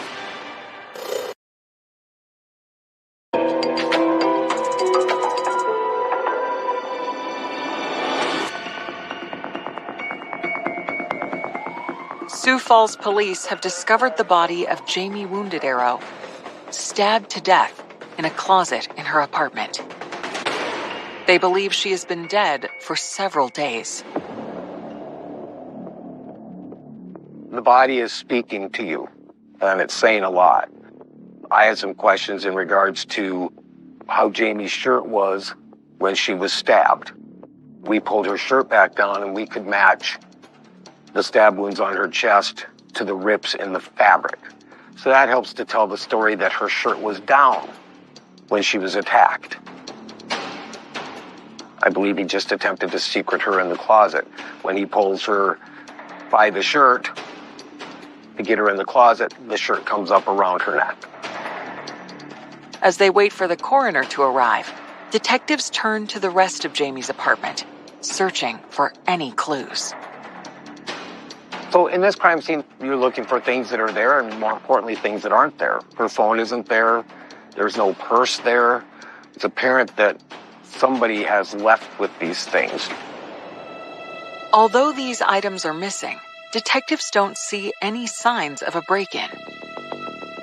As they continue to scour her apartment, they discover what they believe could be the murder weapon. The knife was found in the bedroom. There was blood on it. Jamie's body sustained 7 stab wounds, all of which were consistent with a 3.5 to 4 inch blade of a kitchen knife. That knife was bagged, sent into the lab for forensic testing. Our coroner had no problem saying that he believed that that was the murder weapon. With a killer on the loose, investigators know they must move quickly. Jamie's phone was missing. Obviously, that becomes a major focus with some of the investigators that I've tasked to find her phone. So there are subpoenas being written, search warrants, everything we can do possible to find the phone. The other huge thing in today's day and age is video. Jamie's apartment complex had surveillance cameras stationed at various locations on the property, near the entrances and exits to the buildings themselves. You're literally praying that these cameras are functional. So there's phone calls being made to management to have them save and preserve all that videotape. While they wait to get the video, detectives are faced with the difficult task of contacting Jamie's family. When I had gotten that call, I just asked why. Why has this happened? And how could this have happened? They didn't have any answers for me. Then I let my mom know. And that was hard to relay that information to her because she had dementia. It brought tears to our eyes because it was devastating. It was unreal. It was heartbreaking.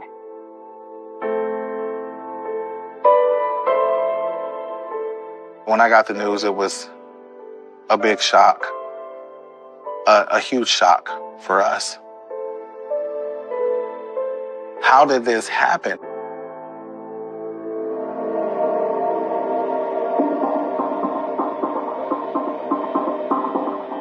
News of the murder of a Native American transgender woman brutally stabbed in her own home quickly spreads. It's unusual. It is still headline news when a murder happens in Sioux Falls. So the fact that it happened on New Year's Eve to a member of the trans community was a really big deal. They wanted to make sure a killer was brought to justice. In search of answers, detectives begin questioning Jamie's neighbors. It was a huge apartment complex. I'd say probably 1,000 people living there. It seemed to be a place where people kept to themselves, people minded their own business, and so it wouldn't be unusual for a tenant to not be seen by his or her neighbors for a number of days. But you can't discount someone in the building having knowledge and potentially being involved. So we talked to all of them just to find if they were witnesses, and the canvas ended up revealing really nothing. Nobody heard anything. Detectives also look for clues in Jamie's cell phone records and activity on social media. It ends with her post at 11:08 p.m. on New Year's Eve. There was nothing there. This is the last communication she has. There is no usage of her phone, no private messages or DMs.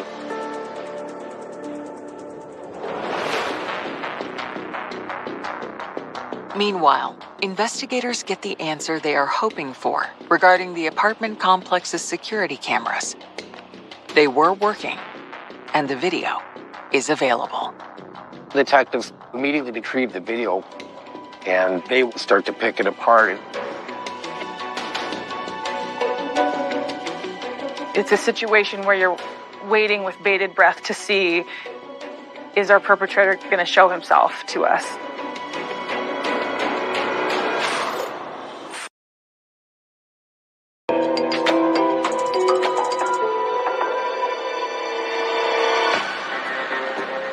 Sioux Falls detectives are pouring through security footage from Jamie Wounded Arrow's apartment complex frame by frame, hoping to find clues about what happened in her final moments. You have to watch every second of it because you don't know what's going to be missed. The video shows Jamie arriving home at 8:30 p.m. on New Year's Eve. The investigators don't see anything unusual in the footage after that, until several hours later. We had surveillance footage that showed a person arriving to her apartment complex at around 3:30 in the morning. About 2 minutes after that, you see him walk back and out the apartment complex. About a minute or two later, he reappears and comes back to the entry of the apartment complex, walks down the stairs to what is Jamie's apartment, and then is seen again an hour and 10 minutes later exiting the apartment complex. Investigators believe they are looking at Jamie's killer. He is the only person seen on surveillance during the window of time in which Jamie was murdered. It was like hitting a jackpot. You can't believe how lucky you are, how lucky that the cameras were recording, that the footage was still there, that it captured our suspect. But the video doesn't give the investigators a clear look at the man's face. Still, what they see leads them to believe this is possibly someone who Jamie knows. The suspect knocked on the door for a significant amount of time, received no response. He walked out, walked around the apartment complex, banged on her window, woke her up. He came back in and she let him in the house. It's highly unlikely that he's a stranger. When he arrived to Jamie's apartment, he was wearing basketball shorts, sneakers, and a sweatshirt. His appearance changed when he came out of Jamie's apartment sometime after 4:40 in the morning.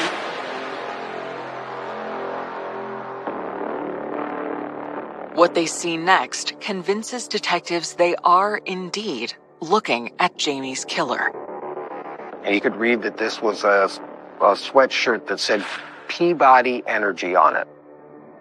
And it appeared to me that the sweatshirt was bloody.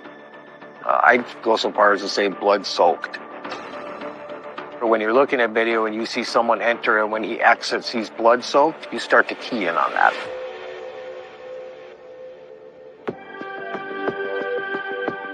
Then we see him walk over to a hill with kind of a grove of trees, and he starts throwing things into this little ravine, and then he disappears from view. Officers rush to the ravine behind the apartment complex and begin searching the area. We found Jamie's clutch purse with Jamie's ID and social security card in it, and a debit card.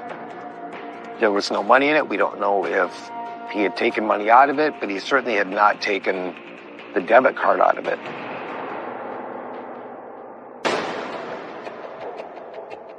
As they investigate, detectives also ponder potential motives for the vicious attack. In my mind, there was some motive besides robbery. We thought it was unlikely that it was a random act of violence, given that we had seen the perpetrator's behavior on the surveillance footage, and he appeared to know his victim. Investigators wondered whether Jamie's status as a trans female was a motive here. It certainly could have been, so we had to look at it as if it was potentially a hate crime. I remember on the news they kept saying, she's now the second or third transgender woman in the United States to be killed on New Year's. It was a shock.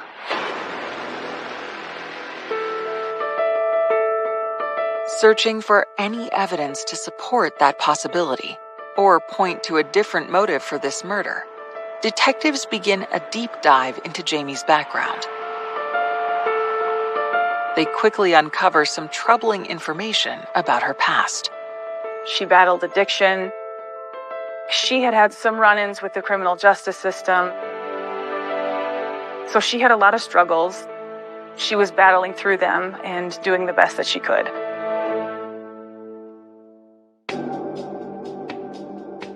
The investigators learned that Jamie's struggles included a conviction for drug possession. As a result, the court had ordered her into a treatment program. She had been to the Arch, which is a halfway house in Sioux Falls. A halfway house means you're coming out of incarceration and they're trying to blend you back into society. There's AA meetings. There's any number of things that are geared to get a person who's in that system back out into society. But I knew from our investigation that while she was at the Arch, she came into contact with many felons. We know that sometimes people who are in treatment use the connections they make at those facilities for good, as we believe Jamie did. We also know people often use those connections for bad. There were a number of red flags raised.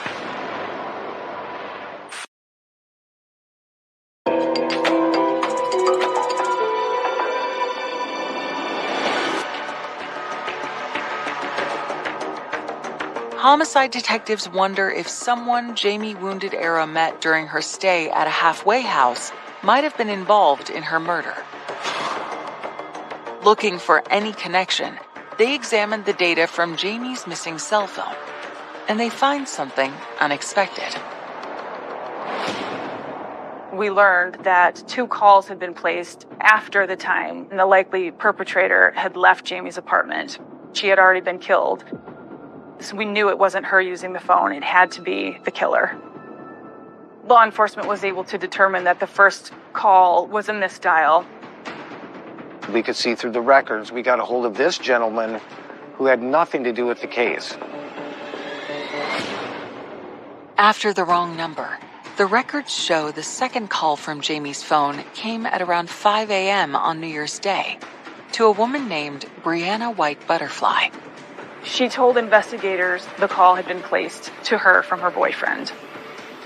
She identified him by name, Joshua LeClaire. She indicated to law enforcement that she had been with him earlier in the night on New Year's Eve, and that he'd left at some point that night. They had argued, he was drunk, and he had left the house, and he did not have a phone. And she was wondering whose phone he was using to call her in the early morning hours. We learned Joshua LeClaire is a Native American man who was raised on the Pine Ridge Reservation and in Rapid City, South Dakota. He also had a conviction for first-degree burglary from 2011. He was sent to prison for that.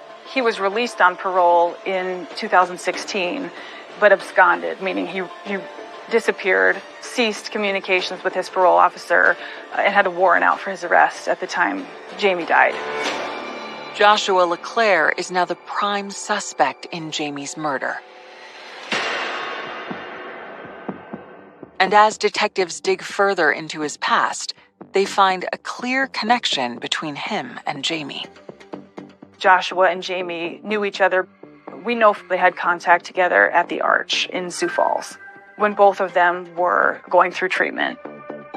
There's obviously a connection there. So we pull up Jamie's Facebook and see if she's friends with this guy. And she was. We know that they had some communications, though we're not sure of the extent of their relationship and what it all entailed. Investigators hope Jamie's family can fill in some blanks about the relationship. It started out as far as Jamie helping with money, with $20 here and $20 here. And I don't know if there was a relationship there or what, but it had started because he was there also at the arch. While Joshua LeClaire does seem to resemble the man in the security video, the footage is grainy, and detectives have no physical evidence linking him to the murder, or a motive for him to have killed someone who appears to be a friend. There was no evidence to show that Josh held any ill will towards her. None of this makes sense.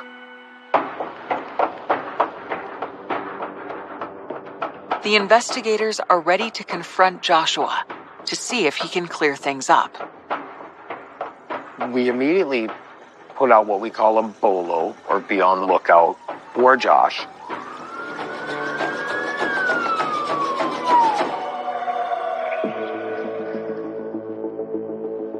As they search for him, detectives also track down his friends and press them for leads on his whereabouts. Law enforcement started with Joshua's immediate circle, his girlfriend, friends who knew him, perhaps friends who had spent time with him in the days leading up to Jamie's murder. That led them to one of Joshua's friends who had spent time with him on New Year's Eve. The friend, Roscoe Poorbear, has an unexpected and stunning story to tell. Roscoe Poorbear told law enforcement he had in fact been with Joshua on the early morning hours of New Year's Day. Roscoe noticed that Joshua was wearing a bloody sweatshirt and saw Joshua throw the sweatshirt into a dumpster at a construction site.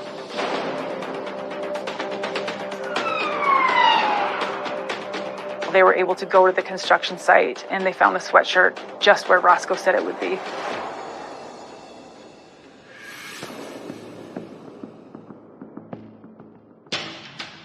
The bloody sweatshirt appears to be the same one worn by the man in the surveillance video from Jamie's apartment complex.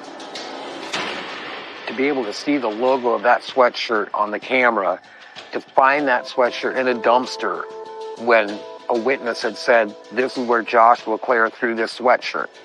That was a very important part of the case, to see that.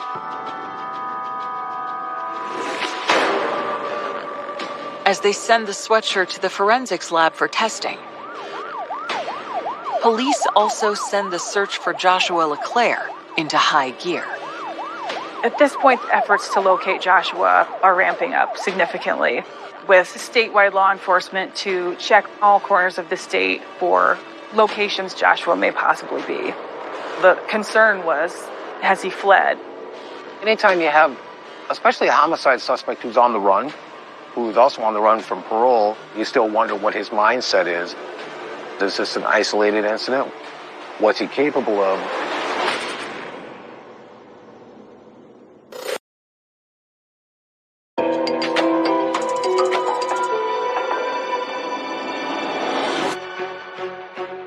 A search is underway in South Dakota for Joshua LeClaire, the prime suspect in the murder of Jamie Wounded Arrow.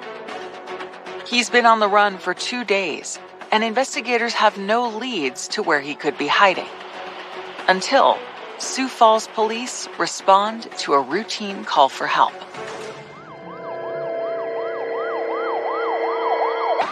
Local law enforcement were called to a report of an intoxicated person. They thought this was a call of a drunken, disorderly person who needed to go to detox. Police show up. And initially, they don't know who they're speaking to because the man gives them a false name. He lied about who he was. Patrol officers didn't know going in that they were dealing with Josh LeClaire. But once the officers arrest him for creating a public disturbance, they discover his true identity.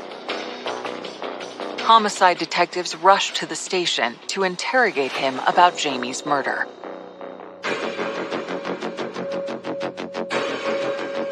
When Detective Bakke got Joshua into the interview room, he was intoxicated, and Detective Bakke knew that he had to buy himself some time. He offered Joshua coffee, offered him cigarettes, in an effort to help him sober up. As soon as the detective sits down with his suspect, something catches his eye. Josh had a significant laceration on his palm. We knew, based on the nature of Jamie's wounds, that the kitchen knife was the murder weapon. And Joshua LeClaire's injury was consistent with using a knife to stab another person. Detective Bakke smartly didn't mention it for a number of hours. It was there, he saw it, and he waited for the right opportunity to talk to Joshua about it. You come and confront him, there's going to be an immediate denial. It's human nature, and it's getting by that denial. It's working around that denial and getting to the truth. That's what takes time. He didn't ever deny knowing Jamie. He didn't deny going to her apartment. He simply used the excuse that he was blackout drunk and could only remember bits and pieces of why he was there and what had happened during the interaction. But Detective Bakke continues to press him harder and harder. We started to broach the fact that he was in the apartment and there was a fight. Joshua said that he and Jamie had argued over a pair of shoes, but Joshua's excuse didn't make sense. The brutality of her murder was not consistent with an argument over shoes. As I began to press a bit, Josh eventually did say that he got the cut on his hand from stabbing Jamie.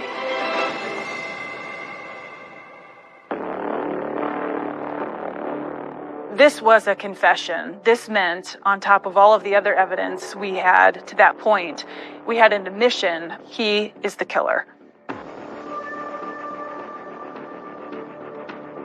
The evidence in this case, it was stacked. We had surveillance footage showing Joshua LeClaire had been to Jamie's apartment. We saw him on video throwing items of Jamie's into the ravine. We knew he had an injury to his hand, which could only have been caused by stabbing someone repeatedly and the knife sliding up his palm. We knew from Roscoe Poorbear that Joshua had the same sweatshirt we saw him wearing at Jamie's apartment, only when Roscoe saw it, it was bloody. And when the lab results come in, they show the blood on the sweatshirt matches both Joshua LeClaire and Jamie Wounded Arrow. All of that, along with Joshua's confession, left no doubt in anyone's mind that he was the killer. We don't know if Joshua panicked after he killed Jamie. He did some things which seem counterintuitive. He left the knife, he took her IDs, but left his blood. To a casual observer, someone who watches crime show TVs, they would question, why would the suspect do that?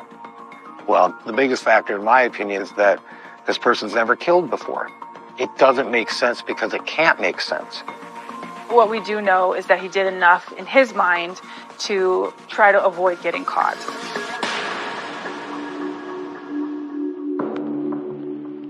On January 8th, 2017, Sioux Falls police charged Joshua LeClaire with first-degree murder for the stabbing death of Jamie Wounded Arrow. But even after a long interrogation, investigators still don't know his motive or what happened to Jamie in her final moments. In regards to the transgender portion of this case and potential hate crime, it simply wasn't there. In my opinion, the brutality of the crime certainly indicated that Joshua knew Jamie and that he was motivated by some sense of hatred, even if not necessarily based on her status as a trans woman. We don't know if he made advances toward her that were rejected or a drunken fight of some sort, an argument. Just the viciousness of the attack signaled to me that there was something deeper beyond just a casual acquaintanceship.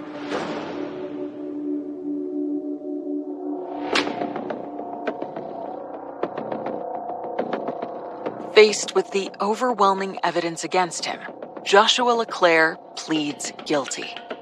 But before the court can hold a sentencing hearing, the confessed killer drops a bombshell. At his pre-sentencing interview, Joshua LeClaire gave information that changed everything.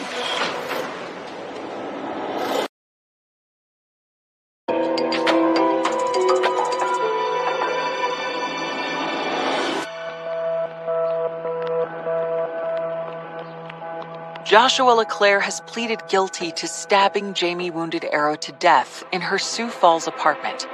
He's never said why he did it, but before he can be sentenced, he makes a stunning claim. He told the investigator that there had been a sexual advance made towards him and Jamie had grabbed a knife and he had defended himself. At first, he said there was an argument over shoes. It wasn't until his sentencing was looming that he said Jamie had made a sexual advance toward him, that he felt threatened by it, and he stabbed her in self-defense. It was offensive, frankly, to have Joshua try to shame Jamie in this way. There were no indications that she had made any advances toward him. I don't believe it to be true in any way, shape, or form. I believe that's a person who's at the end of the road and is about to be sentenced is going to say anything.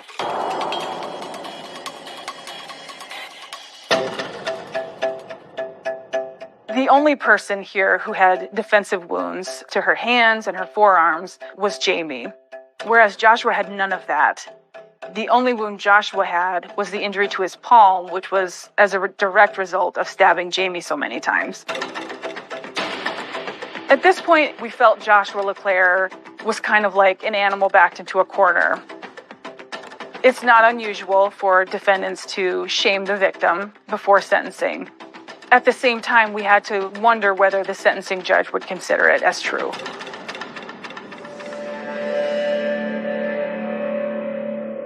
The answer comes on June 26, 2018, when Joshua LeClaire appears in court for his sentencing hearing. Joshua asked for a lenient sentence, but he spoke about Jamie in the abstract as if he didn't know her. He said something to the effect of, "No one deserves to be killed this way." When he was the one who did it, it showed a remarkable sense of selfishness and a lack of true remorse. I just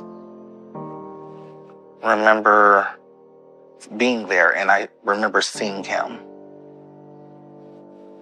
And I just kind of looked over like this and I remember it was like, it was real. When it's somebody that you love, it's anger, it's sadness, it's a lot of emotions. And in my statement there, I did mention that he should rot in prison too. The judge rejects the claim of self-defense and sentences 27-year-old Joshua LeClaire to 65 years in prison. Making him an old man by the time he gets out. It is, for all intents and purposes, a life sentence for him. This individual that took our sister's life, our baby sister's life. He got, what was given to him.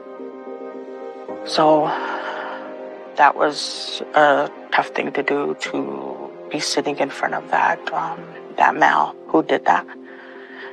I think I cried for, I felt like forever. For Jamie's loved ones, the outcome is bittersweet.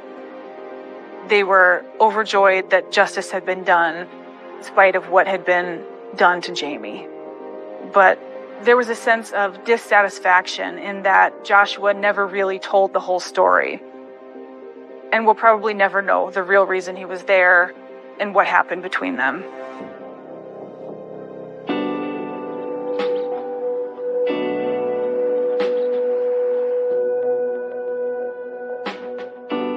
I really miss seeing how happy she was when she started accomplishing some of her goals.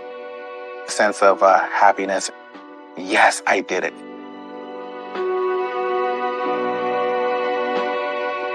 There's a lot of what ifs with Jamie's life being cut short and my mom having dementia. It wasn't just that one time that I had to break the story to her.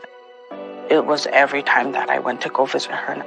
I would have to tell her each time that it was Jamie that was gone. And each time that brought tears to her eyes. And we had to relive it. People who go through this have to have strength within yourself to continue on, to live your life also, to live for them.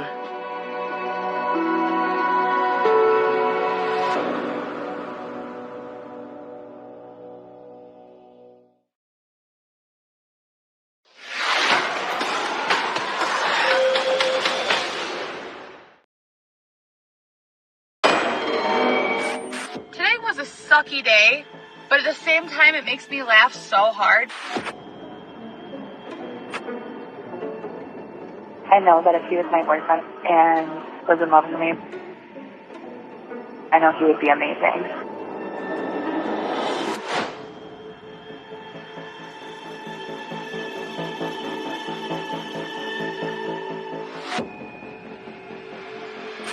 I cannot wait to see him.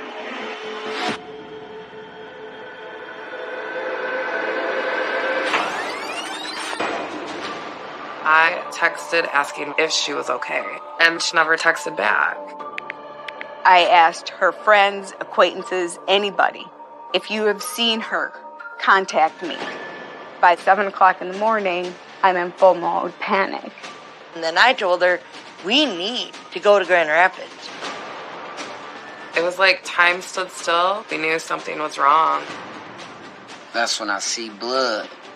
I'd yell at my girlfriend, call the cops, call the cops. I opened the bag, and there were human limbs inside that bag. I remember thinking, what kind of animal does this to a person?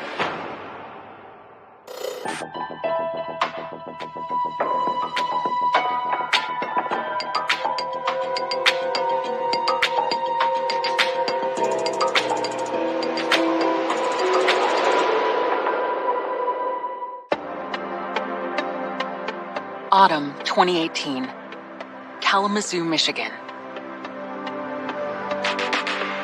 31-year-old Ashley Young is pursuing her dream of becoming a language interpreter. Ashley wanted to explore. She wanted to learn any culture. It didn't matter who you were, you know. She was going to ask you questions and ask how your day was. So let's talk about my morning and how amazing, and I promise none of this is exaggerated or made up. It is, you can't make this up, okay? I always told her, you can do anything, you can be anything that you want. You just need to put your mind to it. To make ends meet, Ashley works nights at a bank call center. She loved that job. She was helping people with their accounts if they had questions, and she could put their mind at ease. During the day, Ashley takes language classes at Kalamazoo Community College. So anyways, have a good day. I really am going to go get ready for class now, and sorry for talking a lot, but that's just me. Ashley was positive, always positive. We called her Sunshine. Today was a sucky day, but at the same time, it makes me laugh so hard. Ashley was always on social media. She was the light, the conscience you never knew you really needed.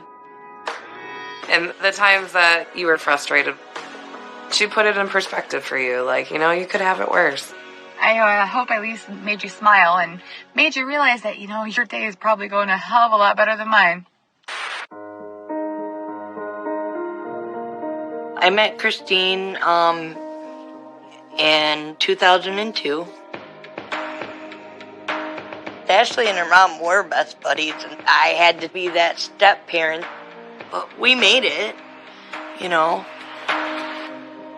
Ashley was just lovable and joyful.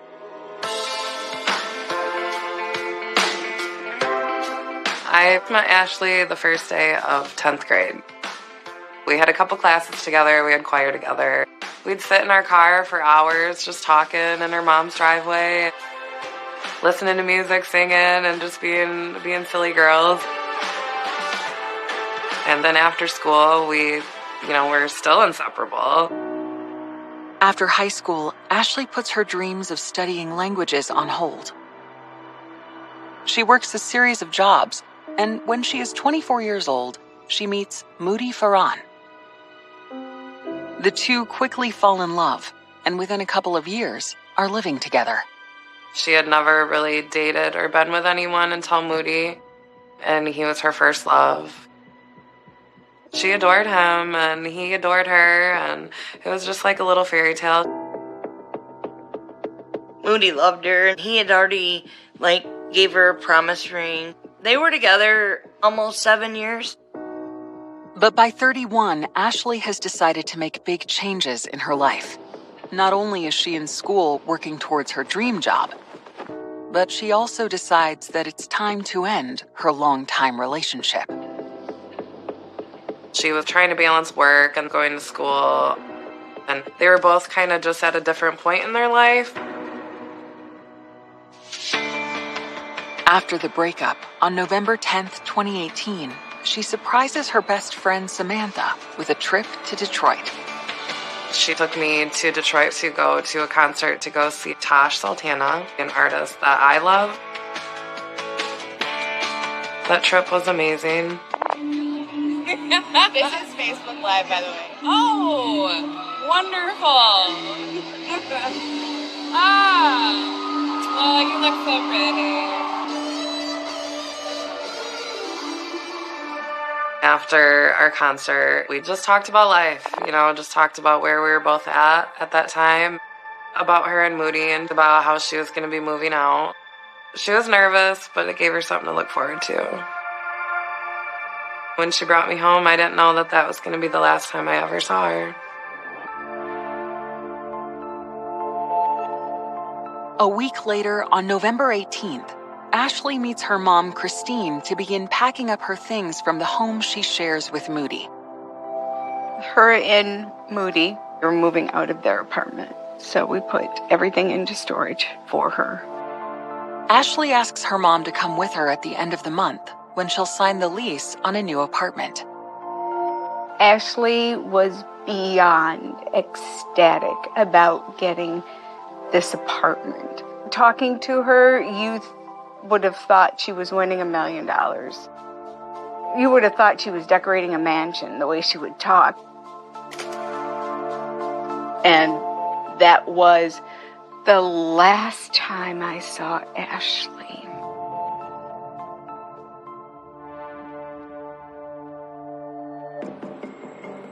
On Wednesday, November 28th, the night before Ashley is scheduled to sign her lease, she goes out for the evening. Ashley checks in with her mom, but does not say where she is headed or who she is meeting. The last time I got a message from Ashley was at 5:55. And she said that she was almost to her destination. That's not Ashley. Ashley would say, I'm at Walmart or... Yeah, wherever she was, but she said destination.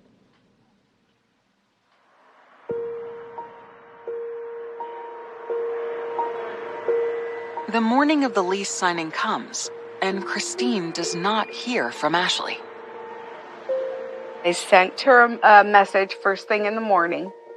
I'm like, where are you? Where are you? And all day. I'm not getting anything. There was something wrong.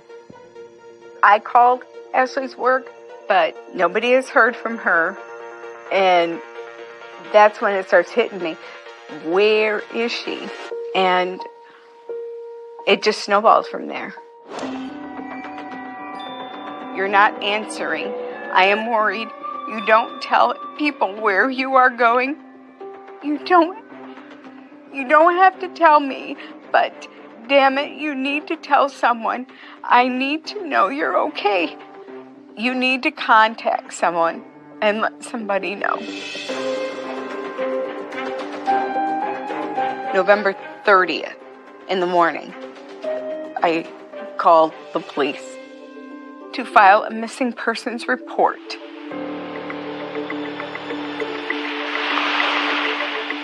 Officers talked to some people that were close to Ashley to see if they knew where she was or could account for her whereabouts, and they could not.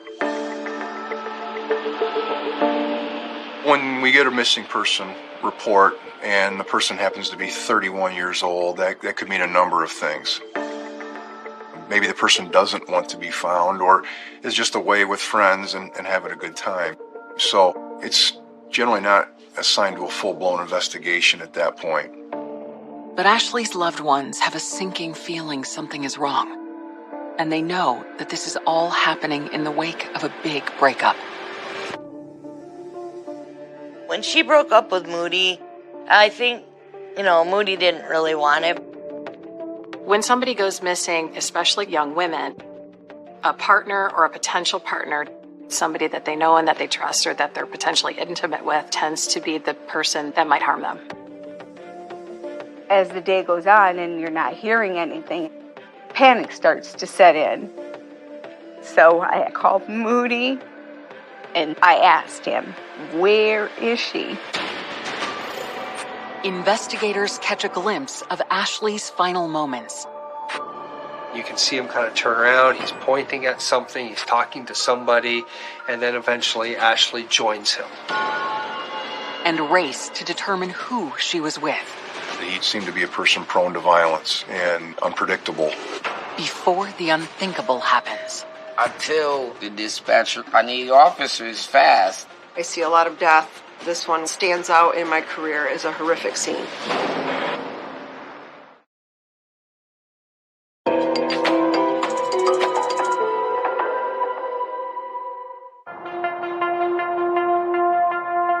November 30th, 2018. 31-year-old Ashley Young has not contacted her family in more than 24 hours. At midnight, I'm flipping out a little bit. By 7 o'clock in the morning, I'm in full mode panic. And I remember I called my supervisor. And I said, I'm not going to be in today. And she said, okay, is there anything I can do? The first words out of my mouth were pray. Just needed to pray.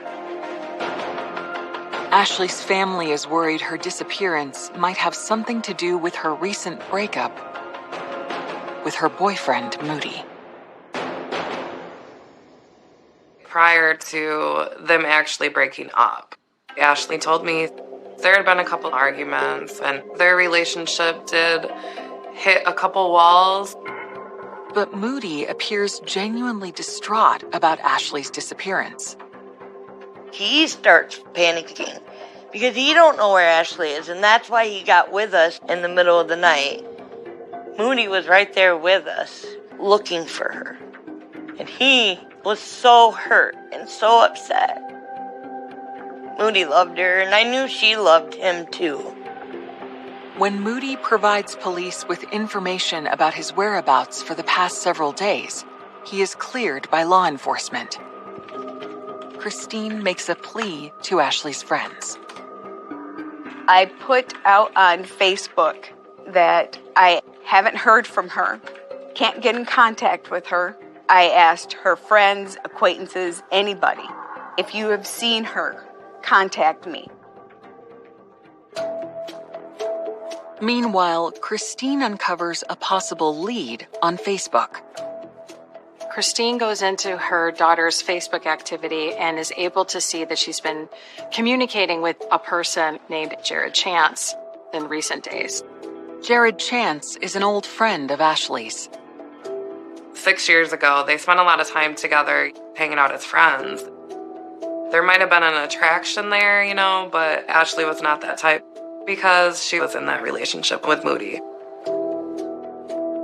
And then Jared disappeared. So she never heard from him in 6 years. During our trip to Detroit to go to the concert, she had said that he was really reaching out. They started talking more and more, and then Jared called her because he needed a ride home, and so she went and helped him. And so then he wanted to take her out as a thank you. In the wake of her breakup with Moody, Ashley has just begun to dip her toes into the dating pool. She was texting me about having feelings for Jared, just asking for advice on what do you think I should say? Should I say this or should I say that? And yeah, I just want to get it perfect. Ashley leaves another friend a voicemail expressing her excitement about Jared. Jared is so hard to read, but I know that if he was my boyfriend and he actually was in love with me, I know he would be amazing. I cannot wait to see him on Wednesday. Wednesday, November 28th, the night Ashley vanished. Once I found out that Ashley was with Jared, I asked if anybody had his phone number. One of Ashley's friends does. So Christine calls Jared to see if he can help. She asks him, "Do you know where my daughter is? Do you have any information?" And he said that they were actually together the previous night, but that she went home and that he has no idea what happened to her. Jared said that Ashley and him had been to Mulligan's Bar in Easttown, Grand Rapids. And then I told Christine, we need to go to Grand Rapids. We need to go see where she was. Follow her footsteps. Grand Rapids is about an hour north of Kalamazoo, where Ashley lives. Grand Rapids is a college town. It's a huge city. It's the second largest city in the state of Michigan. Ashley's moms arrive at Mulligan's on November 30th. So I talked with the bartender at Mulligan's, and we were able to go look at the security footage. You could see Jared and Ashley wandering around the bar. She ordered a drink. She's smiling. She's laughing. She's being Ashley. I wanted to pull her off the screen and take her home. But the footage doesn't show her leaving the bar.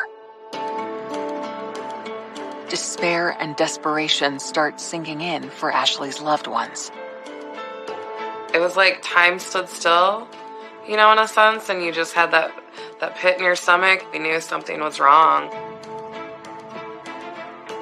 And we just went driving around Grand Rapids looking for Ashley.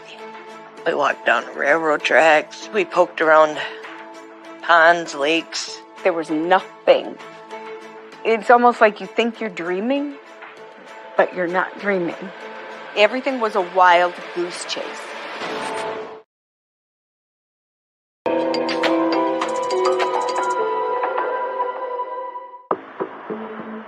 Friday, November 30th, 2018. Christine Young has had no luck finding her missing daughter, Ashley. But she has discovered that Ashley was last seen at a bar with a friend named Jared Chance on the night she disappeared. She takes what she's learned to the Grand Rapids police. Christine Young asked for the police department to help, but if it was Jared, we need evidence, you know. You can develop theories, but theories won't get you a search warrant. Theories won't get you an arrest warrant. You need evidence. You need facts. Frustrated, Christine reaches out again to Jared. He previously told her that he and Ashley went their separate ways after going to the bar on November 28th.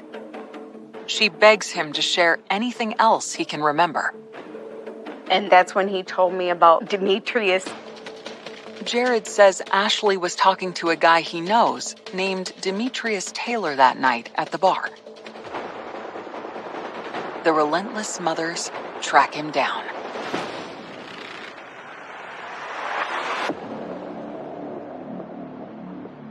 When we got there, he's like, I don't know, Ashley. I don't know your daughter at all.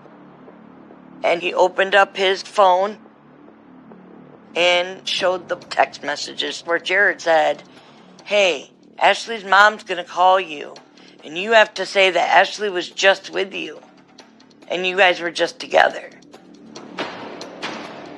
And Christine was reading it, and she's like, no. Demetrius said, you can copy it, give it to the police, whatever you need to do. Even though we didn't know him, we kind of hit it off. And because he was compassionate and was understanding what Christine was going through, and he said he has kids, he understands.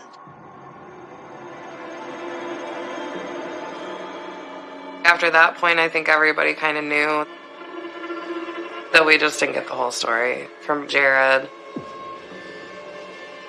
It just became more and more plain that Jared was trying to stall. I had always told her that I didn't think that he was good for her. I didn't think that he necessarily had the best intentions for her, or that he knew how to be a good man. Christine and Dana decide to head to Jared's apartment to confront him face to face. That same afternoon, a resident of downtown Grand Rapids makes a shocking discovery. I was living in Grand Rapids on Franklin Street.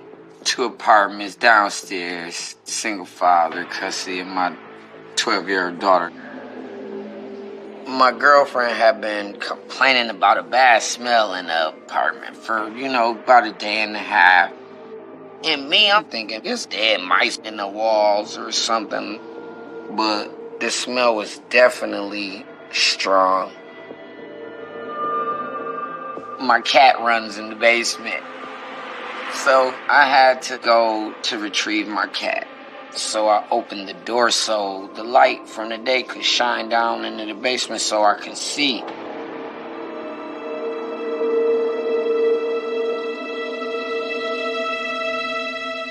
As I go down the stairs, I see the tarp on the floor.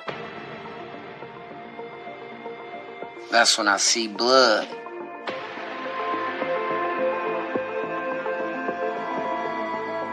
I make it to the top of the stairs at full speed. I'd yell at my girlfriend, call the cops, call the cops. I've been having a real bad smell lately. So I just went in the basement, opened the basement door, and there's a tarp, and what looks like it could be blood leaking from it. And I want the police to come here ASAP right now and look at it. Alright, there's so-and-so lower level apartment? Yes. I'm not the smartest man in the world, but there's blood, there's trouble.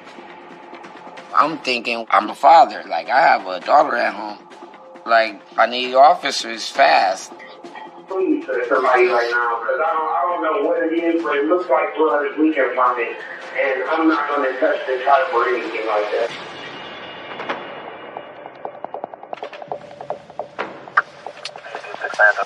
GRPD showed up at that address not too long afterwards.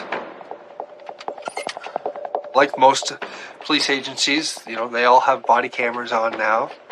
Okay. Where are we going? Share basement?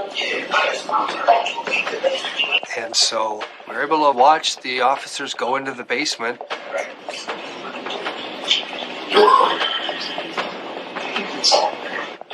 And it's like watching a horror movie, because they're going through this darkened basement that's lit by flashlights.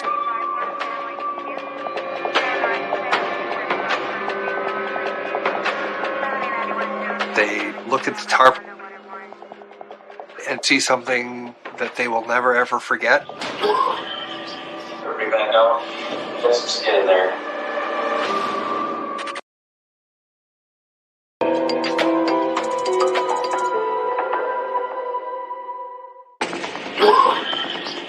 you back out.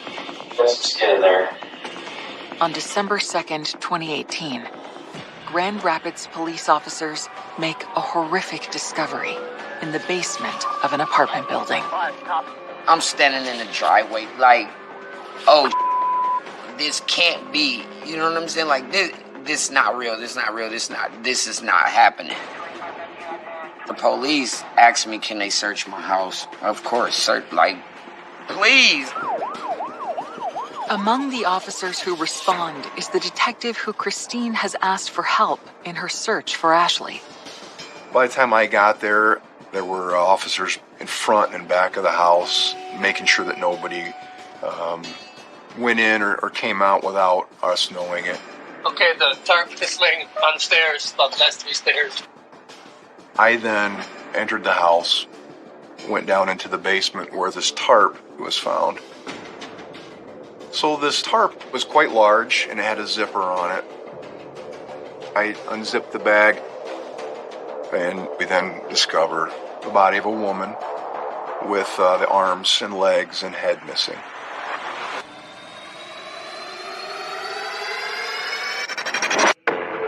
I remember thinking, who are we dealing with here? You know, what kind of animal does this to a person? Police have now discovered this horrendous scene, and they know that they have a body, but all of the identifying features have been removed. So they don't know who is dead, and they don't know who potentially killed them. There's multiple occupants in this multi-dwelling residence. Police on the third floor! Come to the door! Who do you think they found living in the upstairs apartment? What's your name? What's your last name? Your chance?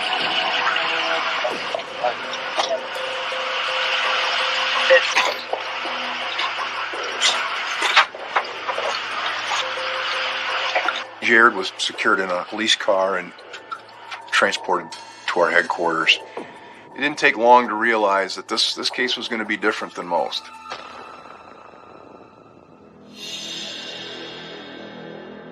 I see a lot of death, all methods, and this one, it stands out in my career as a horrific scene. I went up the stairs looking for the rest of the body. When I entered the second level apartment, there was a large brown stain on the kitchen floor. I look in the bathroom and noted there wasn't a shower curtain in the bathtub.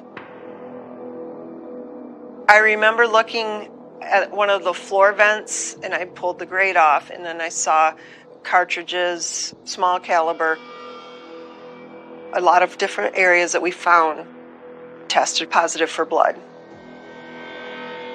Clearly, something bad happened and somebody tried to cover it up.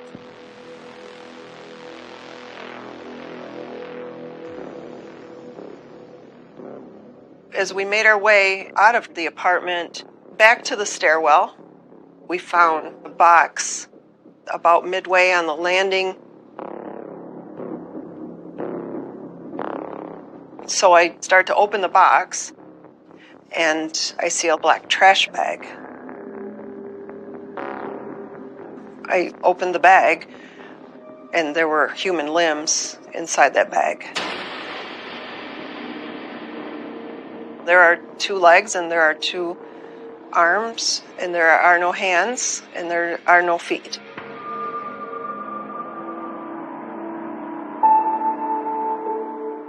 At that very moment, Ashley's family is headed to Jared's to confront him for sending them on a wild goose chase with Demetrius Taylor. They have no idea that it is now a crime scene. We pulled up at 6 o'clock and the yellow tape was around Jared's house. I was screaming at the officer that was stopping us from going any further. And I'm telling him, my stepdaughter's up there. My stepdaughter was with Jared. And he said, ma'am, I can't tell you anything. And I said, well, her mom's right over there. And the only thing he could say is, go tell mom not to leave. And I'm like, no. It can't be. It's not Ashley. It's not. I didn't want to believe it. The police explained that they were doing DNA because it was that bad. They couldn't recognize her. Without the confirmation from DNA, we certainly couldn't say these remains belonged to Ashley. But it was pretty clear to everybody involved that the remains were very likely to be, unfortunately, Ashley's. I just have to prove it. Police now have the one person who can explain the gruesome scene in their custody. So Jared was kept in our county jail, but the investigation doesn't stop. We found 2 spent .22 casings in the apartment, which led me to believe that this was a shooting. We'd also found out that Jared Chance did have a .22 caliber pistol that was now missing. So at this point, we have a body found in Jared Chance's house. At the same time, we have Jared Chance present in the house. We certainly would like to hear from Jared what happened.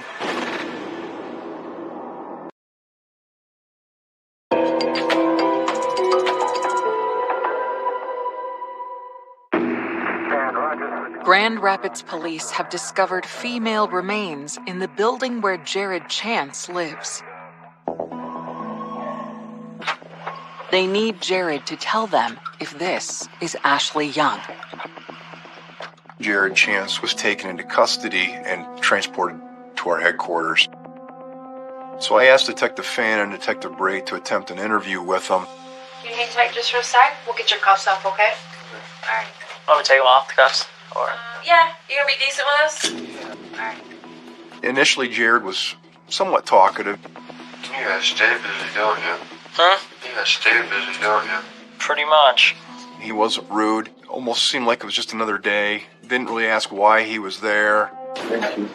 Hi, Jared. My dad just recommended me to just ask for the advice of the attorney, and because I don't really know what the hell's going on, so I don't want to like sit here and talk about that may incriminate me or whatever in any kind of way, because I don't know what's going on. So I just don't want to say nothing right now. He exercised his right to counsel at that point and didn't tell us anything. So on the evening of December 2nd, Jared is charged with the mutilation of a body and concealing a crime. Our next step in our investigation is to utilize, every avenue we have for a timeline. We had phone records, placing them together, 28th into the 29th, and then seems the activity stopped, and her phone, in essence, just disappeared. But Ashley had been seen at a pub with Jared Chance here in the city. By the time we found out that they were at Mulligan's, that video is gone.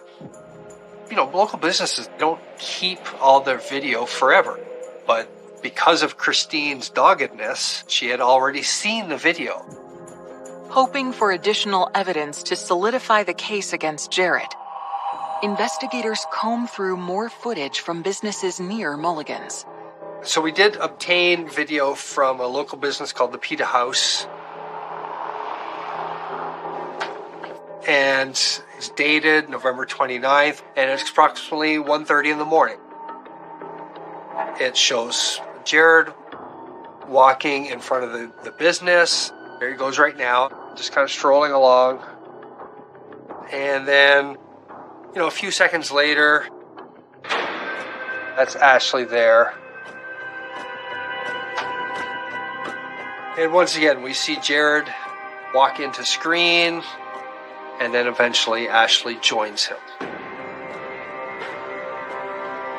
We know clearly from the video that Ashley is still alive. On the early morning hours of the 29th, it was crucial in trying to pinpoint what her final moments were. We also found really crucial video at a party store, Miss Tracy's, which was in essence right across the street from Jared's house. Inside the store, We see Jared Chance purchasing alcohol and ammonia, a cleaning product.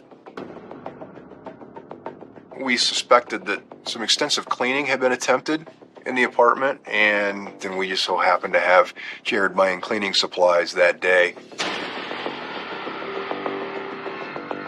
And then on one of the videos, we see that he's approaching, and we see him put something into the garbage bin right outside the front of the business.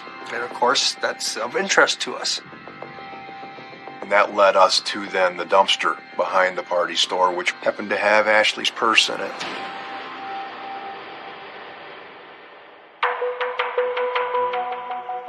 Based on the evidence, we were fairly confident that Jared killed Ashley in the wee hours of the 29th.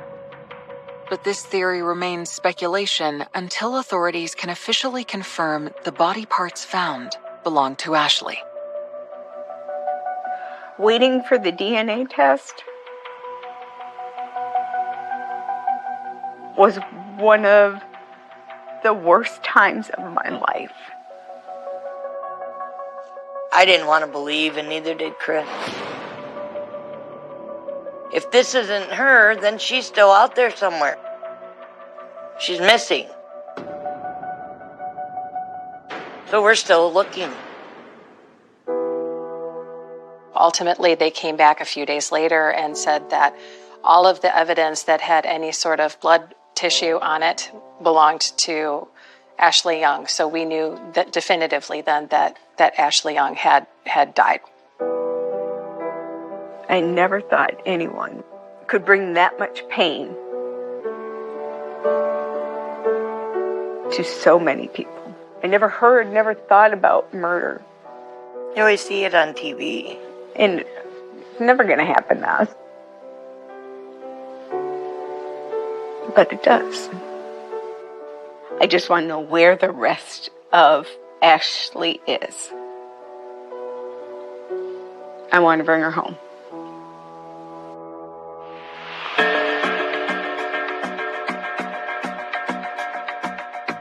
Investigators are also determined to find the rest of Ashley's body to help them build a stronger case against Jared. They hope his cell phone data might lead them to her. Using cell phone records, we knew that Jared had made his way out to Holland, which is a little city just west of Grand Rapids. And that's where Jared's parents live. Our interest in the parents was they were with Jared on the same day that we made the discovery of the body. The fact that Jared wasn't talking to us, we hoped maybe the parents would lead us, to some of the answers that we were looking for. And so we go and take a trip to Holland. James Chance, Jared's father, answered the door. I explained to him that we had a search warrant, that this was non-negotiable, that his house was going to be searched. I spent the next several hours with the Chance family while our detectives and other officers and forensic techs processed and searched their house. His father was a retired police officer, and he made a comment about, I'm glad I'm not investigating this case, that this is a tough case. And I started thinking, how do you know it's a tough case? What do you know about this?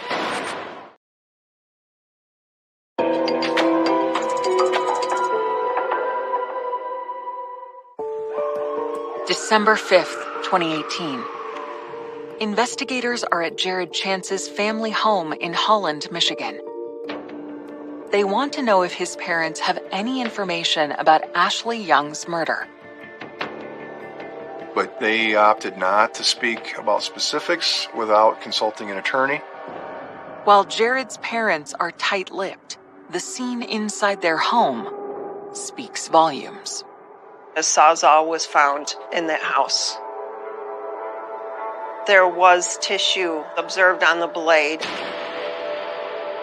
In the Honda CR-V, which was in the garage, we found a small trace of blood. They also located a bloody shower curtain that also was connected to Jared's apartment in Grand Rapids. The evidence throughout the home convinces investigators that Jared's parents helped him cover up his crimes. It was a shocking revelation for all of us. Within 3 to 4 hours, Jared Chance is charged with murder, and his parents are charged with being accessories after the fact in the mutilation of a body. We learned that they drove to Grand Rapids on Saturday, December 1st. Jared loaded some boxes into their Honda. Jared got in the car, and they proceeded then to return to Holland. One of the main goals is trying to locate Ashley's head, hands, and feet. I appealed to them as parents, trying to get them to consider how Ashley's family was feeling. And essentially I got very little.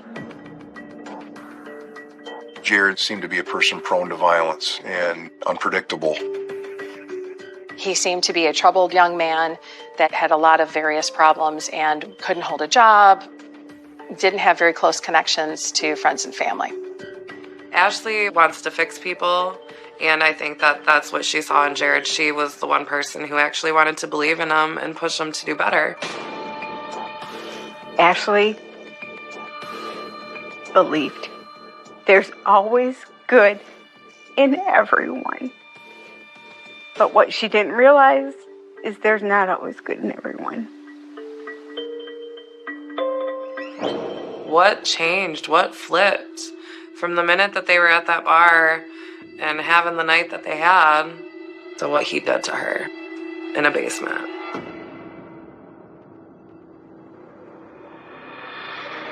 The burning question, what happened in the final moments between Ashley and Jared, remains pure speculation. I think he made a pass at her. That was my first instinct. And she rejected him. And then I think he killed her. The trial begins today for a man accused of murdering and dismembering a Kalamazoo County woman. Whether it was showing these horrific photos to the jury, listening to the forensic techs who had to open up this box and find Ashley's limbs, throughout the entire process, Jared showed zero emotion the entire time. Now the trial is in the hands of the jury. The defendant is, under count 1, guilty of second-degree murder. Under count 2, guilty of tampering with evidence. Ultimately, the jury convicted Jared Chance of second-degree murder, tampering with evidence, of mutilating a body, of failure to report a death. Every single charge that was before them, they convicted him of. Jared Chance is sentenced to 100 to 200 years. When the sentencing was handed down, her mother got in front of this entire courtroom. I cry 7 days a week. 7! Jared Chance, I hate you. I want to rip you limb from limb. Jared's parents now must face justice. Barbara Chance decides to take a plea, and she actually only serves 45 days in jail. But the father, James, decides to take it to trial. James Chance is acquitted of perjury, but is convicted of an accessory after the fact. So he gets a year of probation, including 1 month of jail.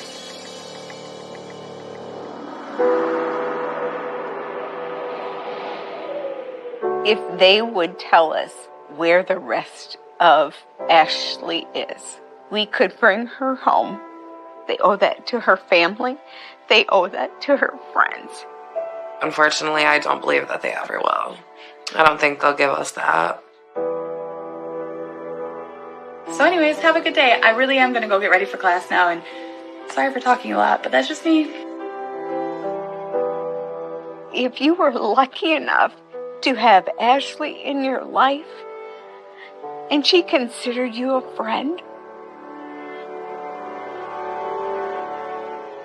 you know the loss. You know what you lost.